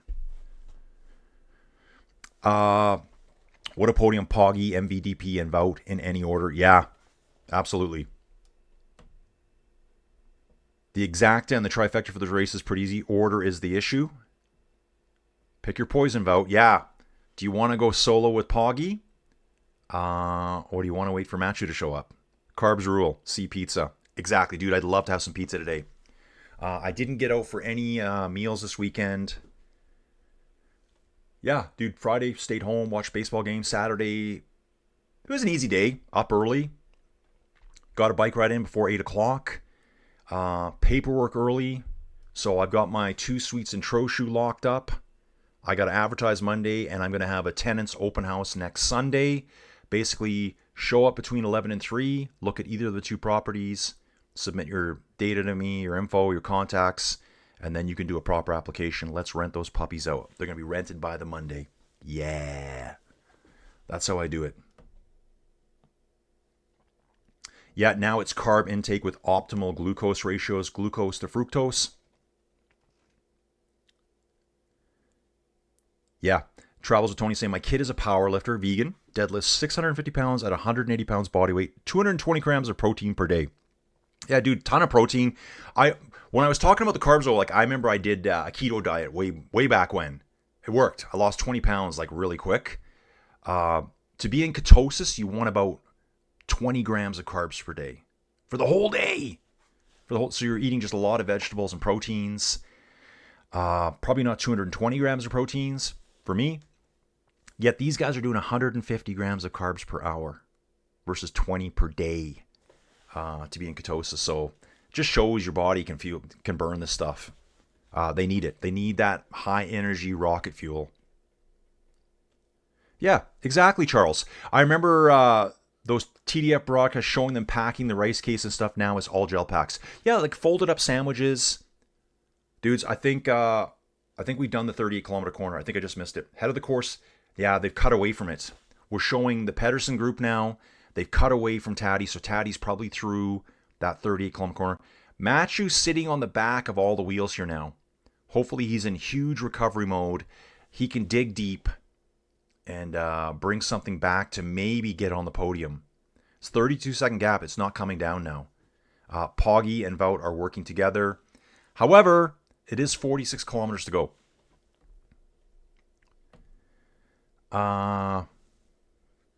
Joy Mercado, can you plug your channel and joining? Joe, thanks for being here. Guys, Colin, Inside Cycling World. We've been doing this. Guys, just so you know, if you're brand new here, the channel's been around since 2023, where I did all my virtual cycling stuff. I did a lot of tutorial videos on the Inside Cycling platforms. Last July 4th? 5th? Maybe it was the 5th. I did my first ever live real-world race stream at the Tour de France, and it was a huge success. Thank you for anyone that was here with me. I think back then, Dawn and Dave would have found me day one of the Tour de France, and they've been around the whole time. So, love it, dudes. Carbs no good for the diabetics. Yeah, exactly. Jacques Anquetil did it all with champagne. Yeah, dude. Totally. They just drank booze, took barbiturates back then. That was the thing. Who even uses that word still? Only I do. I love that word. After last year's huge crash, I don't put it past Canada to go God mode with with nuclear afterburners run. Dude, I've got no times on him right now. Now it's 39 seconds back to Van der Poel. So all that work to come within 10 seconds, and now he's lost 30. I think he's probably tired. He's sitting in a group that's not chasing as hard, and Wout is being the super domestique to Poggy right now. Wout pulling all the way for Poggy here. I think if you see Wout driving a new car soon, guys, you'll know who it came from. Yeah, dude, you're right. It just jumped to 35.8 kilometers. 35.6. That's the real gap now. I will jump to Tour Tracker Live. They're saying 66.4, and this actually refreshes all the time. Yeah, dude, I don't trust that at all. There's distance remaining 66. There's no way. If I refresh it, you're going to see it's going to take me right out. So let's try to go back to live. The women's race is here. So what we can do is go to Tours, Paris-Roubaix. Distance remaining 36. So that's better now. Better now. It's just so hard to see with all the pave segments here. Here's our race situation guy over on Tour Tracker. Poggy and Van Aert. Here's the Mathieu Van der Poel group. They call that the Peloton. The Peloton now consists of 6 riders. 6 riders, guy. There's a chase group of 9. That'll be the Ghana group. 5 riders at 1 minute, and off the back just says 125. I'll stick over here. That's kind of confusing to me. So who was saying that there? Oh, I gotta back up, guys. So busy in here. Aaron said, I feel like I'm burning a bunch of calories just watching jumping up and down during the race. Sandwiches will make you pull a Tom Dumoulin. Yeah, that's true. Nutrition and hydration tech is the biggest game changer. The newest bikes are not that much faster. Yeah, dude, on Instagram I've been posting stuff showing how fast Jan Ullrich was compared to Taddy now. He's faster. Yeah, juice to the gills, don't care. Just showed, I guess all it shows you is how good those drugs were compared to all the modern tech, the modern hydration, the modern fueling, the modern bikes, the modern wheels, the modern chain waxing, even the clothing, the helmets, everything is so fast now. Those little drugs were better. Yeah, so this is KS Do Athlete here. It said 45 kilometers ago for a while now. So, dude, thanks for saying that because, yeah, I quickly refreshed it. Now we're at 33.8. James Miller, I used to ride with Phil Anderson. He would talk about ham sandwiches with jam in them during his ham sandwiches with jam. Yeah, dude, I guess it would be kind of like sweet and salty at the same time. That's okay. Fab Cycling was saying I was lurking here when you covered the Tour de France last year. Fab, awesome, dude. I'm glad you were here the whole time. This is Matt saying, hey, what happened with Paul? Dude, are you talking about Paul Sexy? He's not at this race. You know what, guys, and again, I love Paul Secha. Paul Secha. Paul Secha. Whatever. I don't really, whatever. Not his type of race. I think Paul would just not have a good day at Paris-Roubaix. I think he's very, very light framed. I think he would get beat up pretty good. That just shows how good Poggy is to ride with this style of rider like Wout van Aert. 30, man, we're hovering at about 40 seconds, guys. Mathieu. I think he's tired. I think he's done. Yeah, dude, zero carb diet only works if you're sedentary. Like, dude, yeah, back then I wasn't riding. This would have been 2014 or 15. I took a month. I think I lost over 20 pounds in 1 month. Ham and jam. Never thought of that. Yeah, dude, Paul won the Basque race yesterday. I think he won all the jerseys too. So that was a 6-day stage race. Now we're off to the Paris-Roubaix. I like bread and butter. I like toast and jam. Jackson 5, yeah. I can hear that in my head right now. Zeosak saying low carb works to build facts, oxidation abilities, but it's not viable for anything with intensity. And he says, I did it for a long time.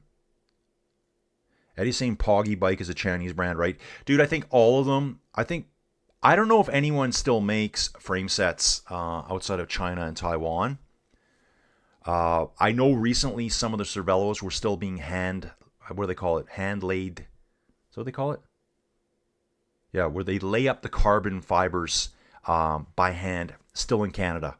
I don't think they do that anymore. There was a frame set called the RCA. It's a super collectible frame set, and anyone who has one, of course they're going to say it because they have one. They said it's as good as any modern bike, lighter, stronger, stiffer. I think every bike frame now, there's none made at a factory anywhere else. I'd love to know that that's not the truth. I think they're all made in China or Taiwan under the supervision, of the brand's manufacturers or representatives. Yeah, he won yesterday, dude, at Basque Country.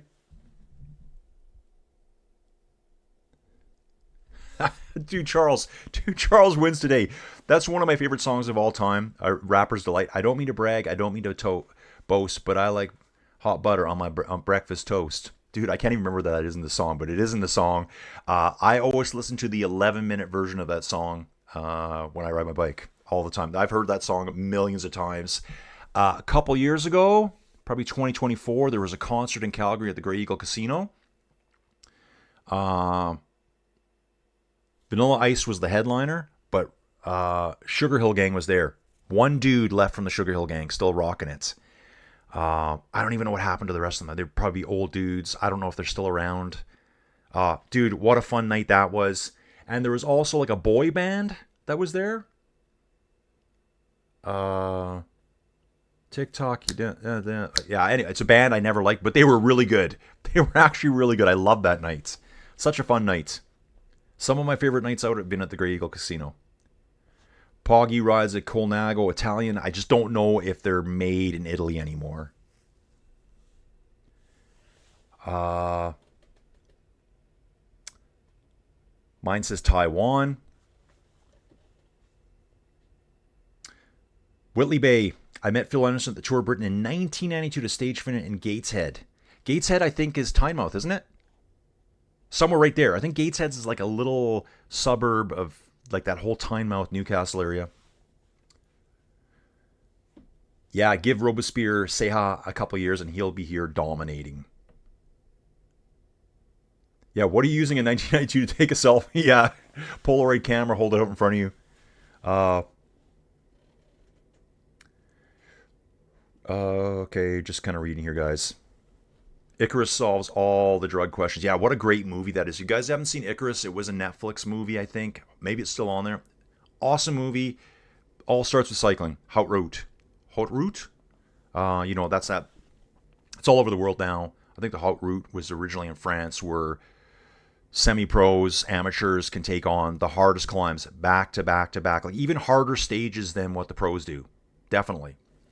And there was a dude that was really good, and he made a documentary where he's like, dude, I'm top 10. I think he would just crack the top 10. He goes, how do I get better? And his idea was, I'm going to document me doing full drug campaign. And then it got even crazier beyond that. So try to watch that if you can. Yeah, coffee, Joe Mercado, I know.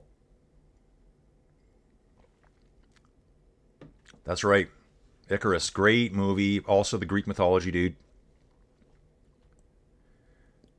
What's the difference of a pro cyclist bike and normal bike that we ride? Well, dude, the first thing's going to be just the components. Like, you can go probably get like a virtual pro bike off the shelf. Like, we're talking Dura Ace, everything. But dude, I think it's probably the wheels, the big thing. That's probably the biggest change. Wheels higher, and wheels. Gateshead is a big town opposite Newcastle across the River Tyne. Zyosek saying the same thing. Pro bikes will have the top end. Yeah, you might be riding Shimano 105. And now there's so many steps down that are getting really good. Tierra, Claris. Oh, what's the other one? I think there's another new name as well. Like 6 different levels of Shimano road components. 29 kilometers to go, guys. With a 40-second gap over the Van der Poel group, we have Wout van Aert and Tadej Pogacar. Riding possibly to glory here for either one of these riders. Dudes, who would you put your money on right now? Like in the Velodrome. Velodrome sprint, Wout or Poggy?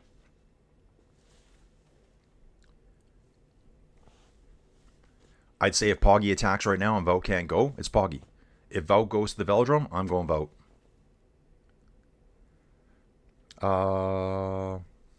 There are only a few manufacturers that can do the highest level of carbon fiber layups. Shimano Neutral Services provide Canyon bikes as Mavic did. So Canyon is the neutral service bike. I'd take a Canyon neutral service bike. Blue. Fab, the difference about $10,000 in some titanium screws. Terangano's cycling bike is Polygon, which is an Indivision. I know I've heard of Polygon before. I've seen it somewhere. Oh, wow. Whitley Bay guy here saying, I saw Le Mans in Gateshead too. My idiot brother. Dude, your brother's always an idiot, right? Everyone's brother's an idiot. They probably call you that too. Picked up Le Mans' black carbon Batmo bike. Some Belgian mechanic went mental. Stephen Moss is back. The stars cannot be more aligned for a Wout Visma win today. Laporte disrupting the chase group with Mathieu in it, and there are no significant hills for Taddy to drop out on. Would love it for Wout. Me too, dude. I would rather have Wout win this than Taddy today. Taddy's had enough glory. Wout, he's probably... Dude, I feel stupid saying this. He's probably on the way out. Dude, he's riding with Taddy all the way. He's the only one capable of riding with him right now. But I think Wout's... Wout lovers, I love him. I love him. He'd probably be my second man crush. I think he's kind of like getting over the very back end, and this is just a superstar performance for him today. This is the Wout from years past. He's had a really good year. Third at Milan-San Remo. I guess everyone forgets that. Second at Doors of Vlaanderen. We all remember that one. Fourth at Ron van Vlaanderen. Like, just a really good year. Maybe a little bit of a resurgence in Wout this year. But, 31, you're kind of like... I don't think we'll see Taddy racing at 31. I guess that's where I'm trying to get to. So yeah, cheering for Wout big time here. I would love to see Mathieu come back though. Even though Mathieu's won it, I would love to see him come back. I would love to see him overcome that horrible bike apocalypse he went through with the bike change, waiting for a wheel, his teammate doing the wheel change, no mechanics nearby to come all the way back. But 42 seconds now, it looks like it's stabilized there. Houtroute was also a great Rossignol ski. Oh, for backcountry mountaineering in the early 1980s. I had a pair. Velodrome sprint depends on who leads through the tunnel into the drome. Yeah, so I think they do basically 1.5 laps, right? Yeah, it's not 2 full laps because they're going to come in through a lap. And then, is it just 1 lap they do or they do 2? I think they just do 1 full lap. 1 lap and whatever they jump onto the Velodrome at.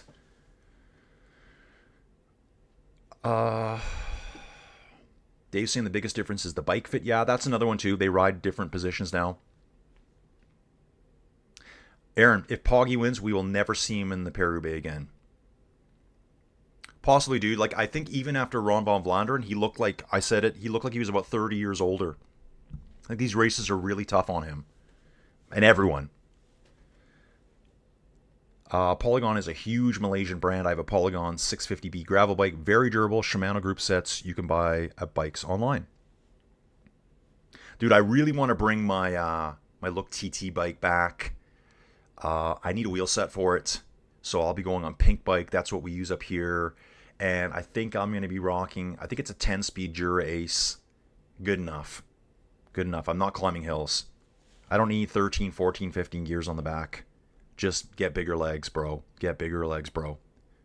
Wout at Dwarves last year was a disaster class. Matt picked Wout. Dude, I forgot to do my picks today. I have no picks. I have whatever Shell de Priest was. I'm sure some of those riders aren't even here.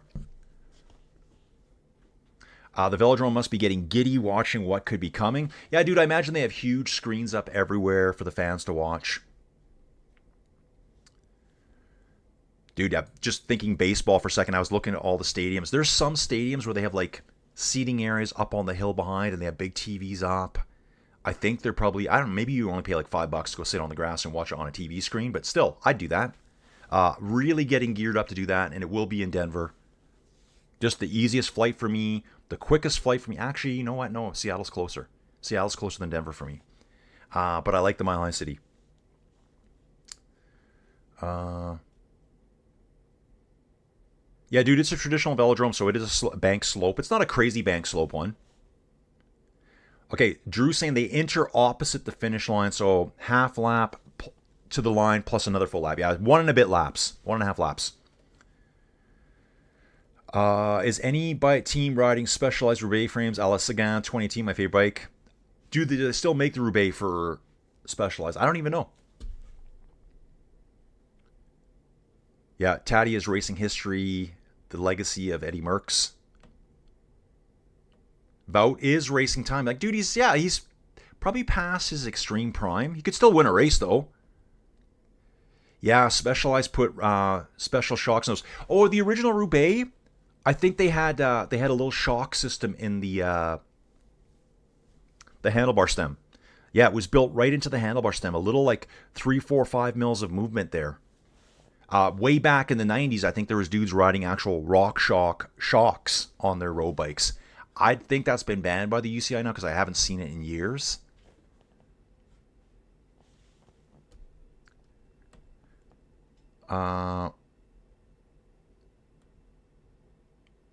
Okay, we're just talking about Polygon here. The low tech at the Masters is great. No phones, and they update the boards. Is set all three holes, so there is always tension and then roars. Dude, no phones allowed? I guess that makes sense. So, dude, when you go to like a big golf tournament, like a big one, do they say no phones allowed on the golf course? Like for the fans right nearby? Yeah, because that would be really annoying. Some douche getting Instagram reel notifications from me. Zertz inserts. That's right. They had the Zertz inserts. They were like these little kind of like semi-clear plastic inserts. I think on the seat stays. Dude, I only know that because way back when I bought Addison a bike. I think she used it twice. It was Wout's got a little bit of a gap over Poggy here. This just might be riding position. Wout's riding right at the crown of the road. Here comes Poggy back. He's on the left side in the dirt. There's a really smooth segment at the very crest, the crown of the road here. Wout knows it. Poggy's in his wheel now, dudes. 23 kilometers to go. I'm going to do a refresh here. Yeah, 23.2 kilometers to go on flow bikes. 38 seconds back to the Vanderpool group, and we're not seeing very much of that group anymore, guys. Wout has a little look over at Poggy. They're riding at 39k an hour right now, 40k an hour.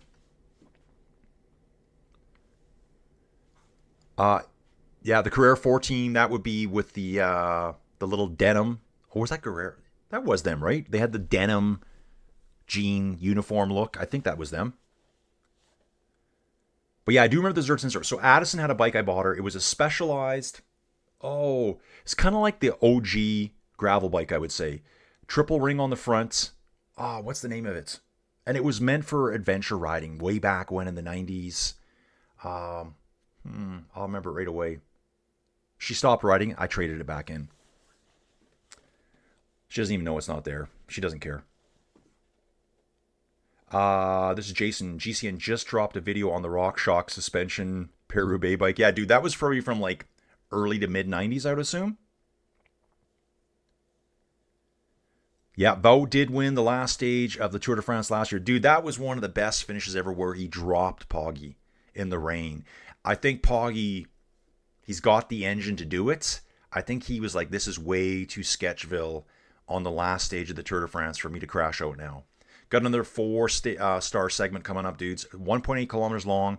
We're about just over 2 kilometers away from it right now. Yeah, you guys remember that Montmartre. That was, to me, dude, yeah, they took away from the sprinters. Let's throw a sprint stage somewhere else and keep that there every year. I hope that's back. I think it's staying. Because otherwise, the last stage kind of became like just a non-event. It was like, yeah, here's 3 sprinters that are always going to win. I like the change myself.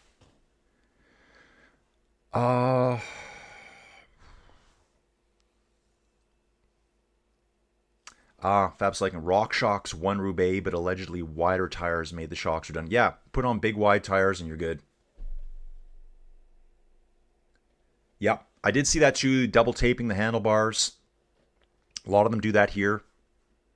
Poggy having a little look at Wout here. Both looking pretty decent right now. No communication between these two. They're just doing the rides. Drew, there was so many flat tires earlier on. It's really chilled out now. It's really chilled out. There's been so many mechanicals. A little replay here. Pedersen leading Mathieu van der Poel, Christophe Laporte, Stefan Bissinger, and that would be Mick van Dijk going through this corner. Super slow-mo, bouncing around everywhere. There's 6 riders in this group chasing. The Soudal quick-step rider would be Jasper Stuyven. So Pithy is long gone now. He was riding by himself. I don't see him at all. He must be in the group that's a couple minutes back. Niels Paulett and Tunison are riding solo. Visma Lisa Bike up having a little chat with Poggy, with Tad Wout here. I guess he changed teams there.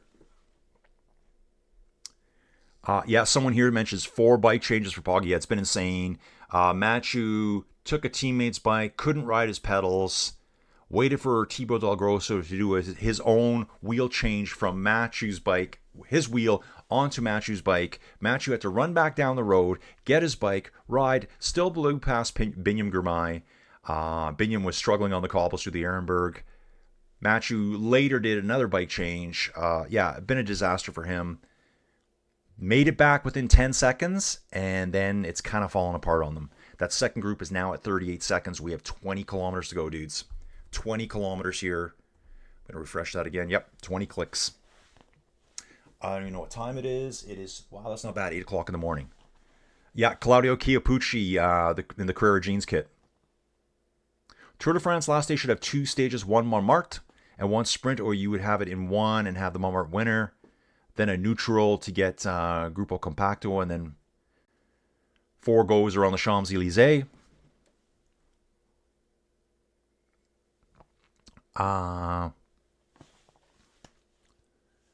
Looks like Group 2 dynamics for the Chasers. There's a bunch of curvy swervy there. Yeah, dude.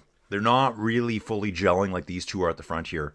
Poggy's going to be teammates with Wout all the way. Wout's doing the same thing, though. Wout's like, this is my shot. This is my shot right here. If I can hang with them, I'm going to out-sprint them. Today's Paris-Roubaix was a lesson in crisis management. This is from Stephen Moss, 85. There were so many flats and bike changes. Yeah, dude, it was absolutely insane. Like, and it's kind of quieted down now. We're not seeing it. I mean, maybe it's happening way behind us still, but there's nothing with these guys anymore. Ghana's had the worst luck. Yeah, Ghana's had the worst luck. I think Mathieu, though, had the worst incident. I thought Poggy's was kind of bad, but he was lucky. Neutral service right there, and he took the neutral service bike. You'll see a lot of guys look at it and say, nope, not even riding that thing.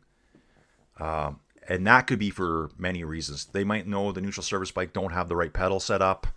I don't know what UAE uses for pedals, but that's probably happened before. Benny's in Narnia, yeah. Sector 5, Campine. Let's take a look at that one. Yeah, we're coming up to that now. That's another 4-star. Head of the course is at 18.9 kilometers to go, guys. PCS, come on, update. 18.7 here. The race is going to be over soon, guys. That gives me a big head start on the day. I think what I'll do today is go to Drum early, get my keys for my next property.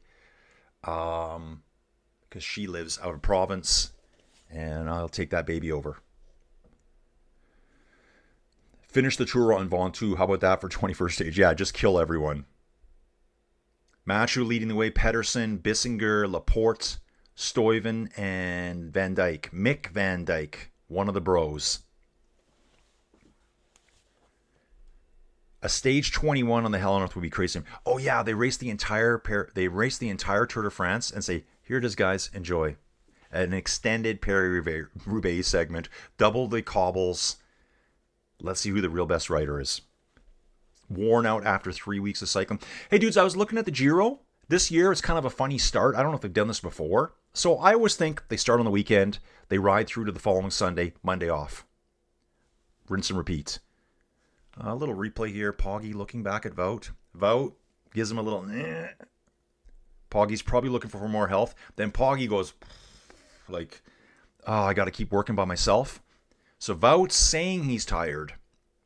Or I don't want to work. Back to the Giro talk, May 8th. It starts on a Friday, and it's kind of weird. I know why. I just figured it out. Friday, Saturday, Sunday, rest day Monday. And just from the names I'm seeing, I can't remember airing them right now, they're probably starting somewhere, I would say, I don't know, Slovenia, Slovakia, something like that. I think they're starting more east of Italy. So they're probably going to use that rest day to relocate and then start for real. Day 2, though, is a mountain day. And it looks pretty, I think it's the 9th toughest stage is on day 2 of the race. So really getting excited about that now, guys. Yeah, imagine the yellow changing because of mechanicals on the pave. Yeah. Dude, he was right there. At one point, Mathieu was 10 seconds behind with that group. But I think that was when he just did the huge chase on, caught this group, and they weren't as motivated as he was. He was tired at that point.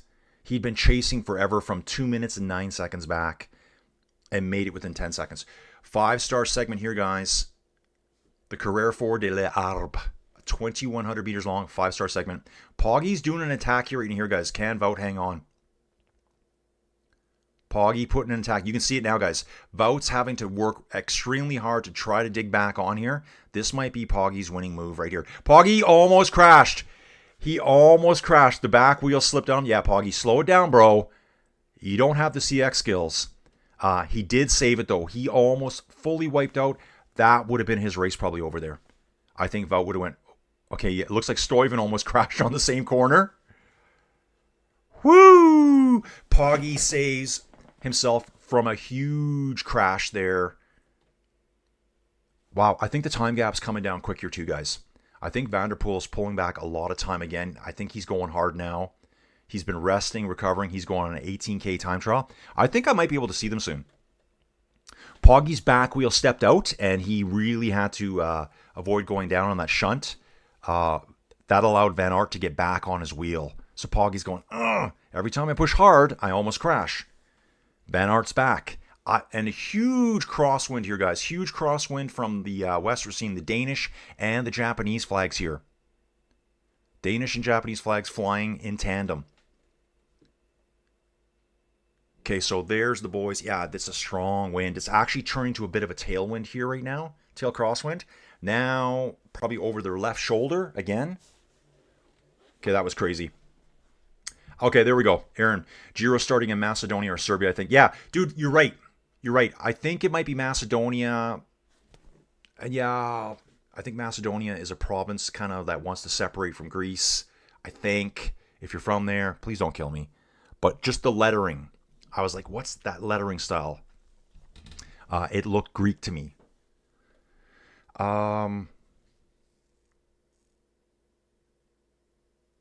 Yeah, Drew saying Grand Tours can only have 2 rest days. If it starts on a Friday, then it seems a 3rd travel day gets inserted. Yeah, Drew, exactly. I would never, if they started on Saturday, they would go all the way through to the following Sunday, like 9 days straight.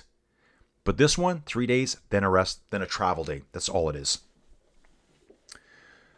Hockey fights reminds me of the movie Slapshot. Yeah, fighting in hockey is just a standard thing. You expect it now. If there is a phase 3, dude, phase 3 now. 15.5 gates to go. Can Van der Poel bring himself back up here? He's 23 seconds back. Poggy is just almost crashed. Wout is showing that he's tired, but I don't know if he really is. I think he's going to rest up all the way now and try to outsprint Poggy. Then back on the pavement here. And, ooh. Here, I got to refresh, guys. I know I'm behind here now. Sorry. Yeah, they're just coming out of that. I think we only have 2 short segments left now. Who will win, dude? This is earlier today. Wout was picked. Taddy. Okay, this must be a live update because no one's picking Mathieu here now. It's Wout with 3,600 votes over 2,700 votes for Taddy. 262 for Vanderpool. So this must be like a vote right now. And Vanderpool has opened up a gap on that group. Haven't seen them recently, so let's jump back on to the next Pave segment at 14.8 kilometers to go. Let's get it on. Shaka Khan. Let's go, dudes.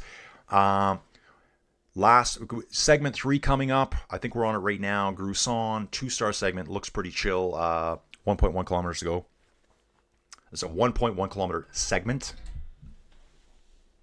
Yeah, PCS vote has Vout winning over Poggy. That's in the Velodrome. I'm going with Vout.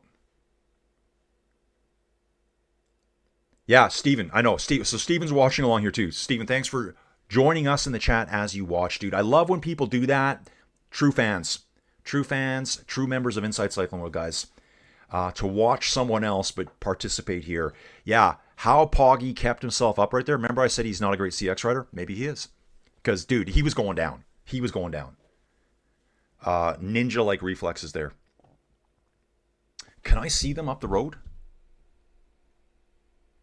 There's a bunch of motorbikes just up the road and a couple of cars, and then we got the chase group, the Vanderpool group here, with 14 kilometers to go. Back to 28-second gap.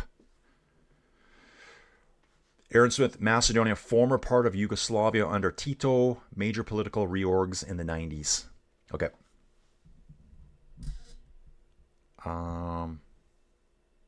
Brain farts coming fast and furious now. Oh, I got a lot of those, man. Vout is riding smart.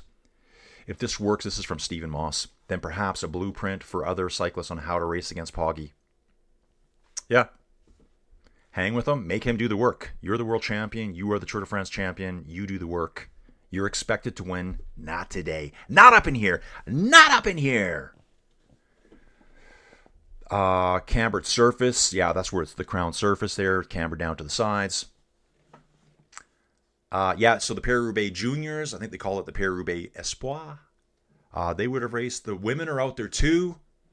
Dudes, I better have a look at that. 13 kilometers to go here. We can jump to the women's race. The Femmes. They've got 85 Ks to go in that one. So they're going to be out there for a little bit still. I heard yesterday everyone complaining, like, terrible TV coverage for the women's racing. I think they were like getting less than an hour and a half of TV time. Vout on the front now with 12.6 kilometers to go. So there's only a 300 meter gap because it's 300 meters from Wout Poggy to Mathieu van der Poel. 300 meters. Neutral service car gets pulled out here now. Yeah, they're probably pulling out everyone in between now. The gap is coming down. They want to get cars and motorbikes out of the way. James L.R. watching on France 3. Yeah, James is doing it too. He's listening to me, us here, involved in the chat, dropping the cycling knowledge, watching somewhere else.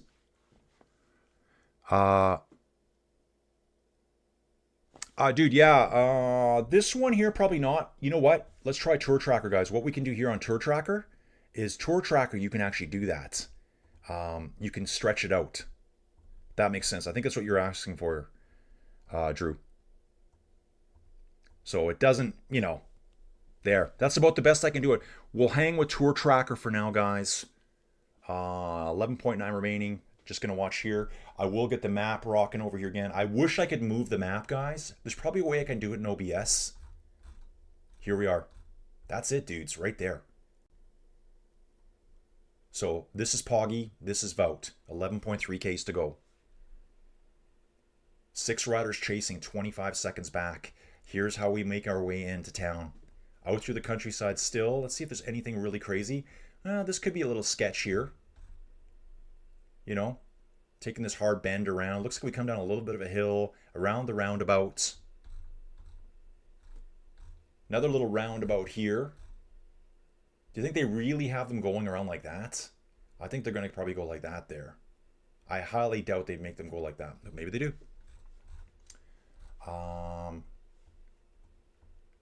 Here it is, guys.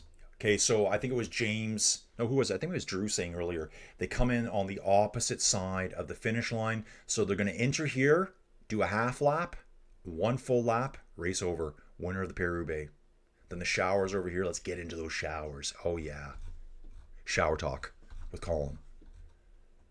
So, dude, that's it. Yeah, that's about as good as I can do here right now. I hope that helps. Okay, dudes. Because so James listening here. Yeah. So Drew, thanks for pointing that out. I don't think I can do it in PCS. I'll mess around with it later, but yeah, obviously I can do it here. In fact, I think we can zoom in even more. Yeah, you can keep zooming in. Yeah, I'll deal with that. I guess that's what we got, guys. Steven saying, pleasure, sir. Loving this channel, dude. Thank you so much, Steven. Thanks for finding us. I never know how people find the channel. And your commentary during the races. Dude, I love doing this. I love it. Phase 3 is whose brain is still working tactically. Wout's leading the way with Poggy now, right on his wheel. Okay, messages coming in about my mini truck again. Please don't torment me today. I don't really want to show my mini truck today. Aaron. Okay, Aaron, so I guess I answered your question. In the nobody cares category for 500, at the moment is, how is the Femmes race going? Yeah, they got 87 Ks to go right now. Drew used to watch, I think, French 2, French 3 TV coverage. Aiden's back after another ride. I think Wout is playing tatty. He isn't taking many pulls. Poggy is missing his usual energy. Wout for the win. Dude, I think Wout's going to win too. They're going into the Velodrome together. Poggy can't drop him now. Poggy needs a climb to drop him. The arrow from the motorbikes is crazy and keeping the gap. Yeah, dude. I've seen races where I'm like, sometimes it seems favored towards certain riders. I saw a little bit of it yesterday at the 2025, and I'm like, I think it was when Poggy was coming back, and they were too close. They were too close. He was chasing Matthew. Matthew had no motorbikes near him. So I think at the beginning when Poggy was pulling back from 20, and I'm not crapping on Poggy, the motorbikes were there. That's where the time came from 20 seconds down to 13. And then they put up what they called the barrage, where they pull everything out. The race organizers finally realize what's going on. They pull everything out, and next thing you know, Matthew's got over a minute. So the motorbikes make a huge difference. Oh, yeah, sorry. Thank you. Thank you, Drew. You're right. Camera. Here, dudes, I'll put it down here. Yeah, thanks, Drew. Guys, I need you to tell me that when we're doing this, because I forget that map's there. So I totally screwed up the map when I was trying to show it to you here. But here we go. I think we're through the last segment of Pave now. We should be. Yeah, last segment. The leaders are through it. Wout and Poggy are through it. Looks like they're still kind of on it here on Flow Bikes. At 8 kilometers to go, guys. Tour Tracker showing 7.9. The last little bit, dudes, I'm just going to be dialed in here. I'm not going to look at any data anymore. It's been an insane race, dudes. Yeah, dude, exactly. Aaron, good catch, dude. You're watching. Poggy does stretch his back a lot. I've been seeing he did it a lot at the Ron van Vlaanderen too. Forza, Wout. Okay, so hopefully, guys, you can see better now. You can see that little bit of a map here. And again, I think I might be able to cut this map out somehow on OBS and make the map bigger. The problem is it doesn't update enough on Tour Tracker, I find. The data is good. It's this map that doesn't update enough. What would be really good, Matt and Anslo, is if we had Bike Terra here. We could have all the positions shown in a 3D world. Dude, it'd be so good on Bike Terra. 10 kilometers to, well, now, dudes, we're down to a 7.3 kilometers to a 2-up sprint in the pipe, 5x5, coming in for a 709 at Bay 12. Venga, venga, venga. Yes, dudes. If it's not sketch, it's not Paris-Roubaix. Dude, yeah, KS Duathlete, dude. Dude, you've been here a little bit today. Dude, how'd you find the channel? Welcome aboard, dude. I love having the cycling fans here. Duathletes, guys. That's something I thought about doing. I'm a horrible swimmer. I'm the kind of guy that I would float for a while and then just drown.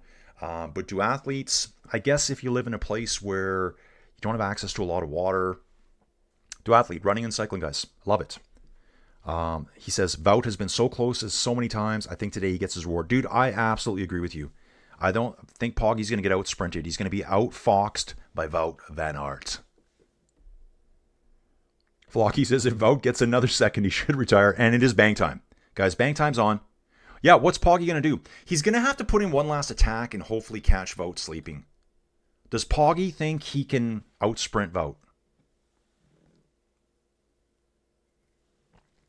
I know at the Tour de France, there was a stage last year where I think Poggy almost won it against Philipsen. But it was after a Tour de France stage. Different kind of racing. Okay, here we go. We're coming through some of these weird corners now.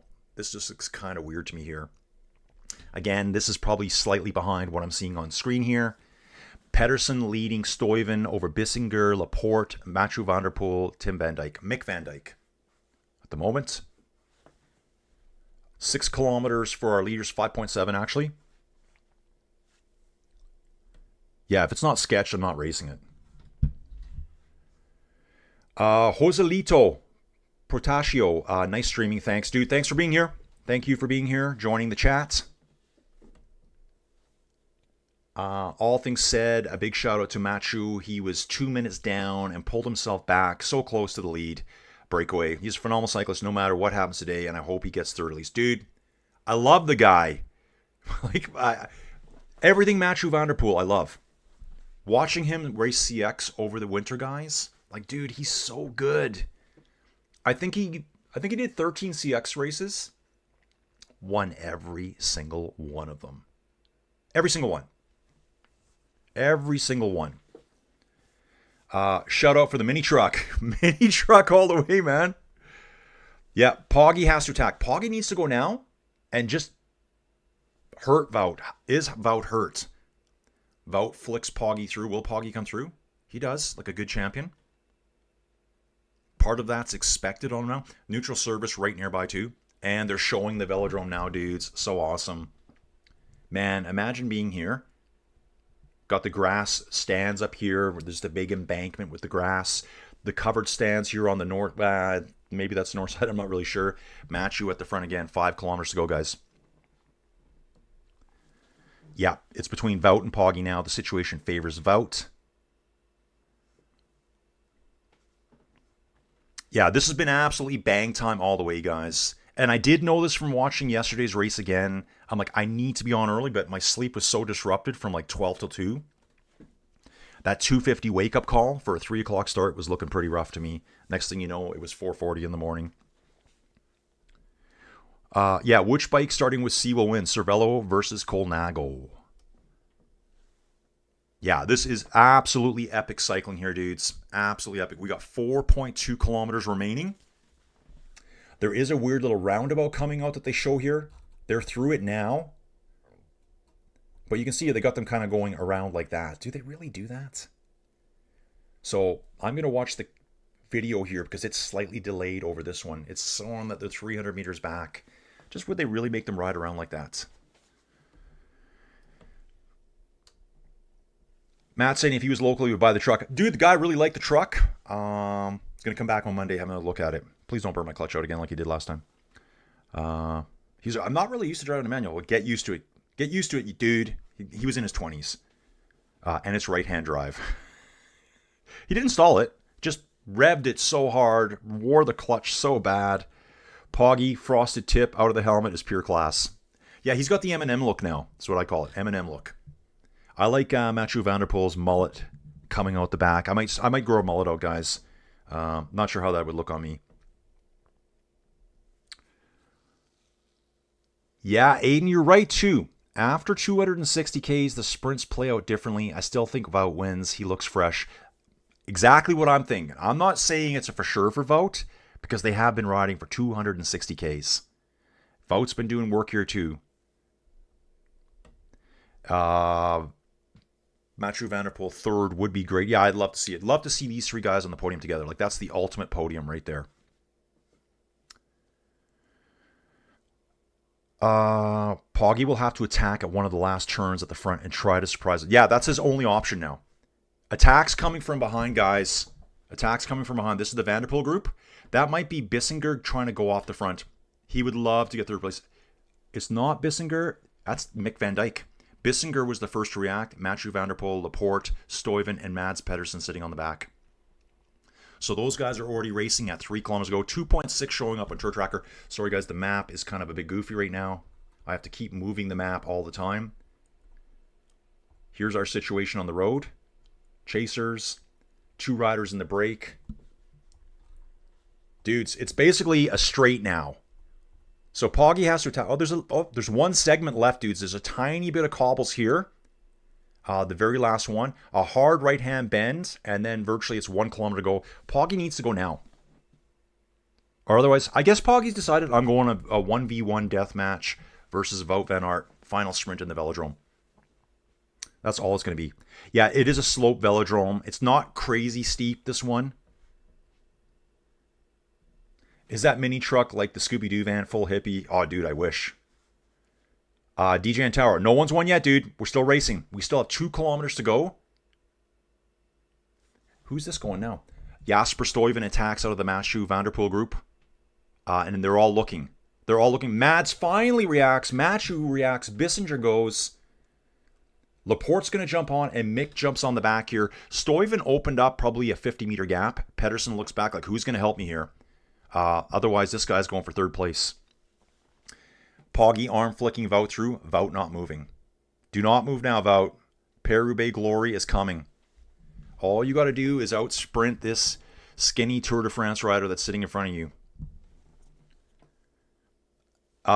Steven saying one of the best Paris-Roubaix of recent times, several hours well spent. Yeah, Steven, I couldn't agree more. We are under the 1 kilometer barrier now, guys. That's what I'm seeing here. Yeah, there it is right there on the last pave segment. Dude, this is just basically laid stones on the road. This is not really cobbles at all. We should be coming up to a hard right-hand bend. I'm seeing it just ahead of us here, dudes.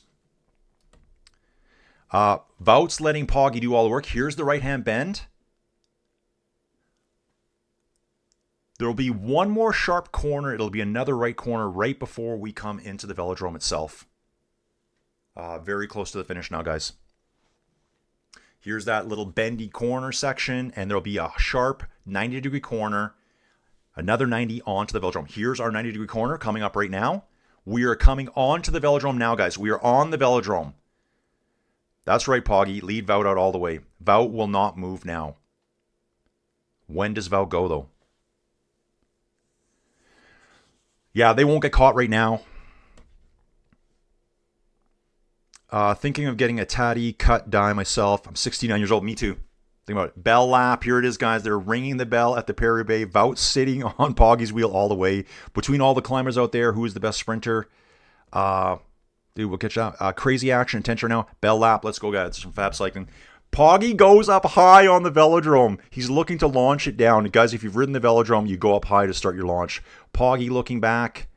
Dude, they've got half a lap to go. Poggy's still looking. Poggy's still looking. Wout attacks.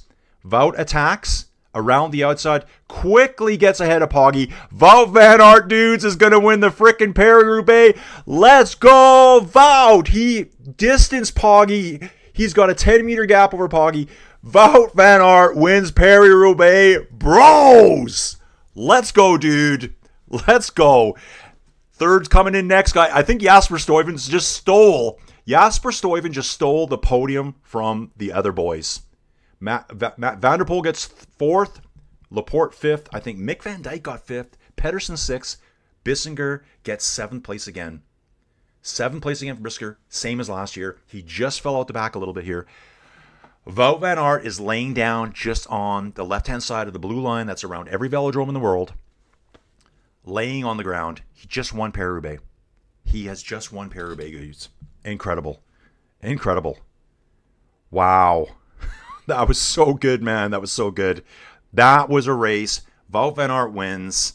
I mean, realistically, guys, that would have been our guess. Poggy is an incredible cyclist, though. I guess I would probably cheer for anyone outside of Poggy right now, only because he wins everything. So, yeah, dude, I was so dialed in on Wout there right now. What an incredible race. Wout van Aert Team Visma Lisa Bike wins the Paris-Roubaix 2026. That's insane. Yeah, dude, exactly, Aaron. Congrats to Wout. Sad for Poggy. But if you're about the race and this was tops, hell yeah for Matt. Chapeau from Flocky. Yeah, dude, Poggy's fantastic. I love him, too. He just wins everything. I'm going to jump back to PCS now for some stats here, guys. Let's see if I called it right. Wout first, Taddy second, easy. Jasper Stuyven did get third. He stole that. Vanderpool fourth, like I said. Laporte, Tim. They got Tim here. I thought it was Mick. It's Mick. Mick Van Dyke was in the group. It's not Tim Van Dyke. It's Mick. Mads Pedersen rolled across in 7th. I mean, 4 of them rolled across in the same second. And then Bissinger was only 5 seconds back. 8th place. I think I said 7th. Wow. So good. So good, dudes. What an absolute friggin' race. Poggy the Eternal second of Paris-Roubaix. I love watching the old-time Roubaix. He'd have 2 bottles of Perrier stuffed in his mouth by now. Yeah, what a race. What a race. So good. Like, to win it at 31, guys. To win it at 31, to win Paris-Roubaix. Probably Wout's biggest win of his career, I'd say. What do you guys think? I'm going to say that. Yeah, so best results in monuments for Wout van Aert. Paris-Roubaix in 2026, all the way back to 2020 for Milan San Remo. Second in Paris-Roubaix in 2022. Let's look through all this. Ron van Vlaanderen, second place in 2020. Milan San Remo, third in 2026. Third at Paris-Roubaix, 2023. San Remo, 2023. He easily outsprinted Poggy, guys. Easily. He played that right. Dude, his best finish at his oldest age. You only get better as you age, dudes. You only get better. And dudes, I know we all love Milan San Remo. We love the Cipressa. We love the Poggio. It doesn't compare to Paris-Roubaix. It just doesn't. They should put Paris-Roubaix on a whole nother level for UCI point standings. All the monuments are worth 800 points. You should see that in Wout's results right away. You can see it right here, guys. And the name's changed now. Paris-Roubaix Hautes de France. First place, that's 800 UCI points. 800. That's insane. It would have been the same at Milan San Remo. I can show you that right now. Poggy got 800 points there. So 800 points. But dude, come on. Does anyone want to argue that Paris-Roubaix is not the single biggest race? Absolutely. It's bigger than all the other monuments. It's bigger. It's bigger. Okay, Drew saying, PCS had a comment earlier about Mick and Tim flipping numbers 96 and 97. Okay. Wonder if he changed bikes too. Did he do a bike change? He might have done a bike change. Wout's with the family now. He looks like he's got 2 little boys here. Yeah, awesome. There's the wife.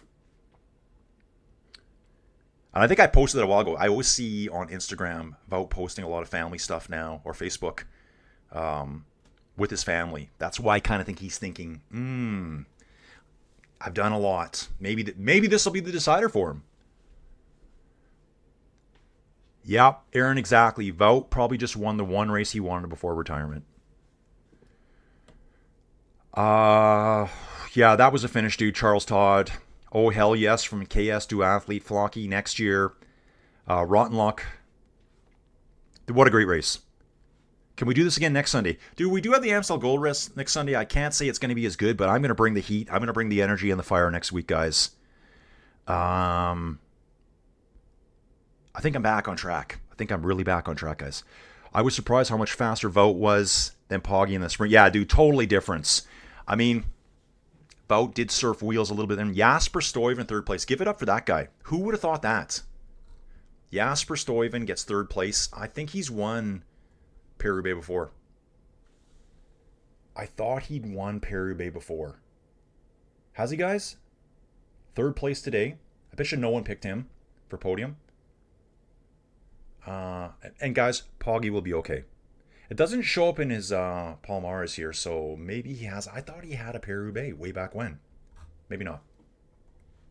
Not sure what I'm thinking of there. Maybe I was thinking of last. Maybe I was thinking of the Ron van Vlaanderen. Could be that. Paris-Roubaix is the biggest and the best. Yes, you're correct. Like, dude, it's just like Paris-Roubaix is so far up there compared to the other ones. Lombardia, Milan San Remo, Ron van Vlaanderen, and Liège-Bastogne-Liège. And like, Liège is tough, and that's coming up soon too, guys. Next week, dudes, okay, let's just jump out. They're doing their interviews with Wout right now. Let's get to the homepage here, PCS. Next week coming up, dudes. I'm already looking at this. It's the 12th today. 1 week from today, we have the Amstel Gold Race. 3 days after that, Flèche Wallonne. That'll be like on a Wednesday. On the Sunday, we have Liège-Bastogne-Liège. That's the last of the spring monuments. 2 days after that. So on the Tuesday, we start the Tour of Romandy. And that is a World Tour race. I think that's 8-9 days long, isn't it? Tour of Romandy. Let's have a look, guys. Wow. Dudes, I'm actually still pumped right now. I think I could have out-sprinted Poggy there. Just saying. 6 stages, and I believe it's a World Tour race. Primoz is there. Lipowitz is going to be there. Sivakov, Novak, Oliver. Taddy's there. Okay, guys. So he's back again. So these are going to be the last tune-up races probably for Poggy before Tour de France. He'll do a couple of those races. Probably 2 or 3 races. Let me look here. Bring the beer for Amstel. Great comms, Colin. Like and subscribe. Yeah, dudes, like, subscribe. Just like the video. Guys, liking the video is the #1 way to help the channel. Just like. Because then there's going to be a bunch of dudes later. See it later today. Kim Lascelles, I'm happy for Wout van Aert and Visma. Thanks for the broadcast. Kim, thanks for being here. I'm excited to ride my bike now. Dude, that's exactly what I feel like, KS2 athletes. I'm excited to ride my bike now, even though I just raced 64 miles of gravel yesterday. This got me pumped up. Dude, that's what it takes sometimes. Just a bit of racing action. I watch a lot of Instagram reels, and I get really motivated these days. I'm a recent Instagram convert. Belgium shut down and partying now. Oh, imagine the amount of beer drank today. Imagine the beer. Stuyven, multiple top 10s at Paris-Roubaix from Aaron. Everyone get on your bikes and ride some and find some cobbles. Drew said I could get on my bike today and sail and be 40 miles east in an hour. The wind must be just brutal there. Stephen Moss, such a tremendous win for Wout after so much attrition, hardship, and selfless service. This could not have happened to anyone more deserving today. Considering all those factors, so happy for the man. Me too, dude. Love the fact that he won today. If it is in France, it is a big race. French bias. Yeah, Ardennes stretch coming up. We got a lot of great racing guys. Gave his thumbs up. Thanks, dude. Yeah, thumbs up on the video, guys. Like, honestly, that's the best way for YouTube to go, oh, people like this video. Let's send it to other people. So there'll be another dude later today sitting around going, what am I going to do on a Sunday afternoon? I'm going to look up the Paris-Roubaix race, see what happened, and they're going to find my video. And everyone that watches, in a way, guys, just watching the video supports me directly. I do make a small amount of money, very, very small right now, off my YouTube videos, but it's just something. It's my side hustle. I play realtor / property manager. You've heard me say I'd rather be a property manager, guys, than a realtor. It's busier. I like it. Anyways, enough of that. Thanks for covering the race from Charles. This has been amazing. Fem about halfway through. Joe Mercado gave it a like too. Thanks, guys. Okay, dudes, I'm going to jump. Ladies' race is on. I'll give you a quick update there, but I'm not going to stick around because I'm supposed to be in Drumheller in 2 hours. The ladies' race right now is only halfway through, and we got a technical issue here from PCS. So the ladies' race is about halfway through. Let's just call it quits there, guys, for today. I think we've been streaming since 5 a.m., 3.5 hours. This is getting me ready for the Giro. This is Giro training for Colin, guys. Dudes, Lilu, this dude, had to stop it and say, Wout, yeah, dude, awesome win. Matthew didn't eat his pigeon pie this morning. I'm not sure what that's all about. KS2 Athlete liked and subscribed. Thank you so much, dude. Guys, we will be back this week for something. I'll find something to do this week. Groupama FDJ rider helping a Total Energy riders across the line. He must have just crashed before the finish. Or just buddies helping each other. Yeah, dude. Thanks for being here. See you guys soon. Love the Inside Cycling World.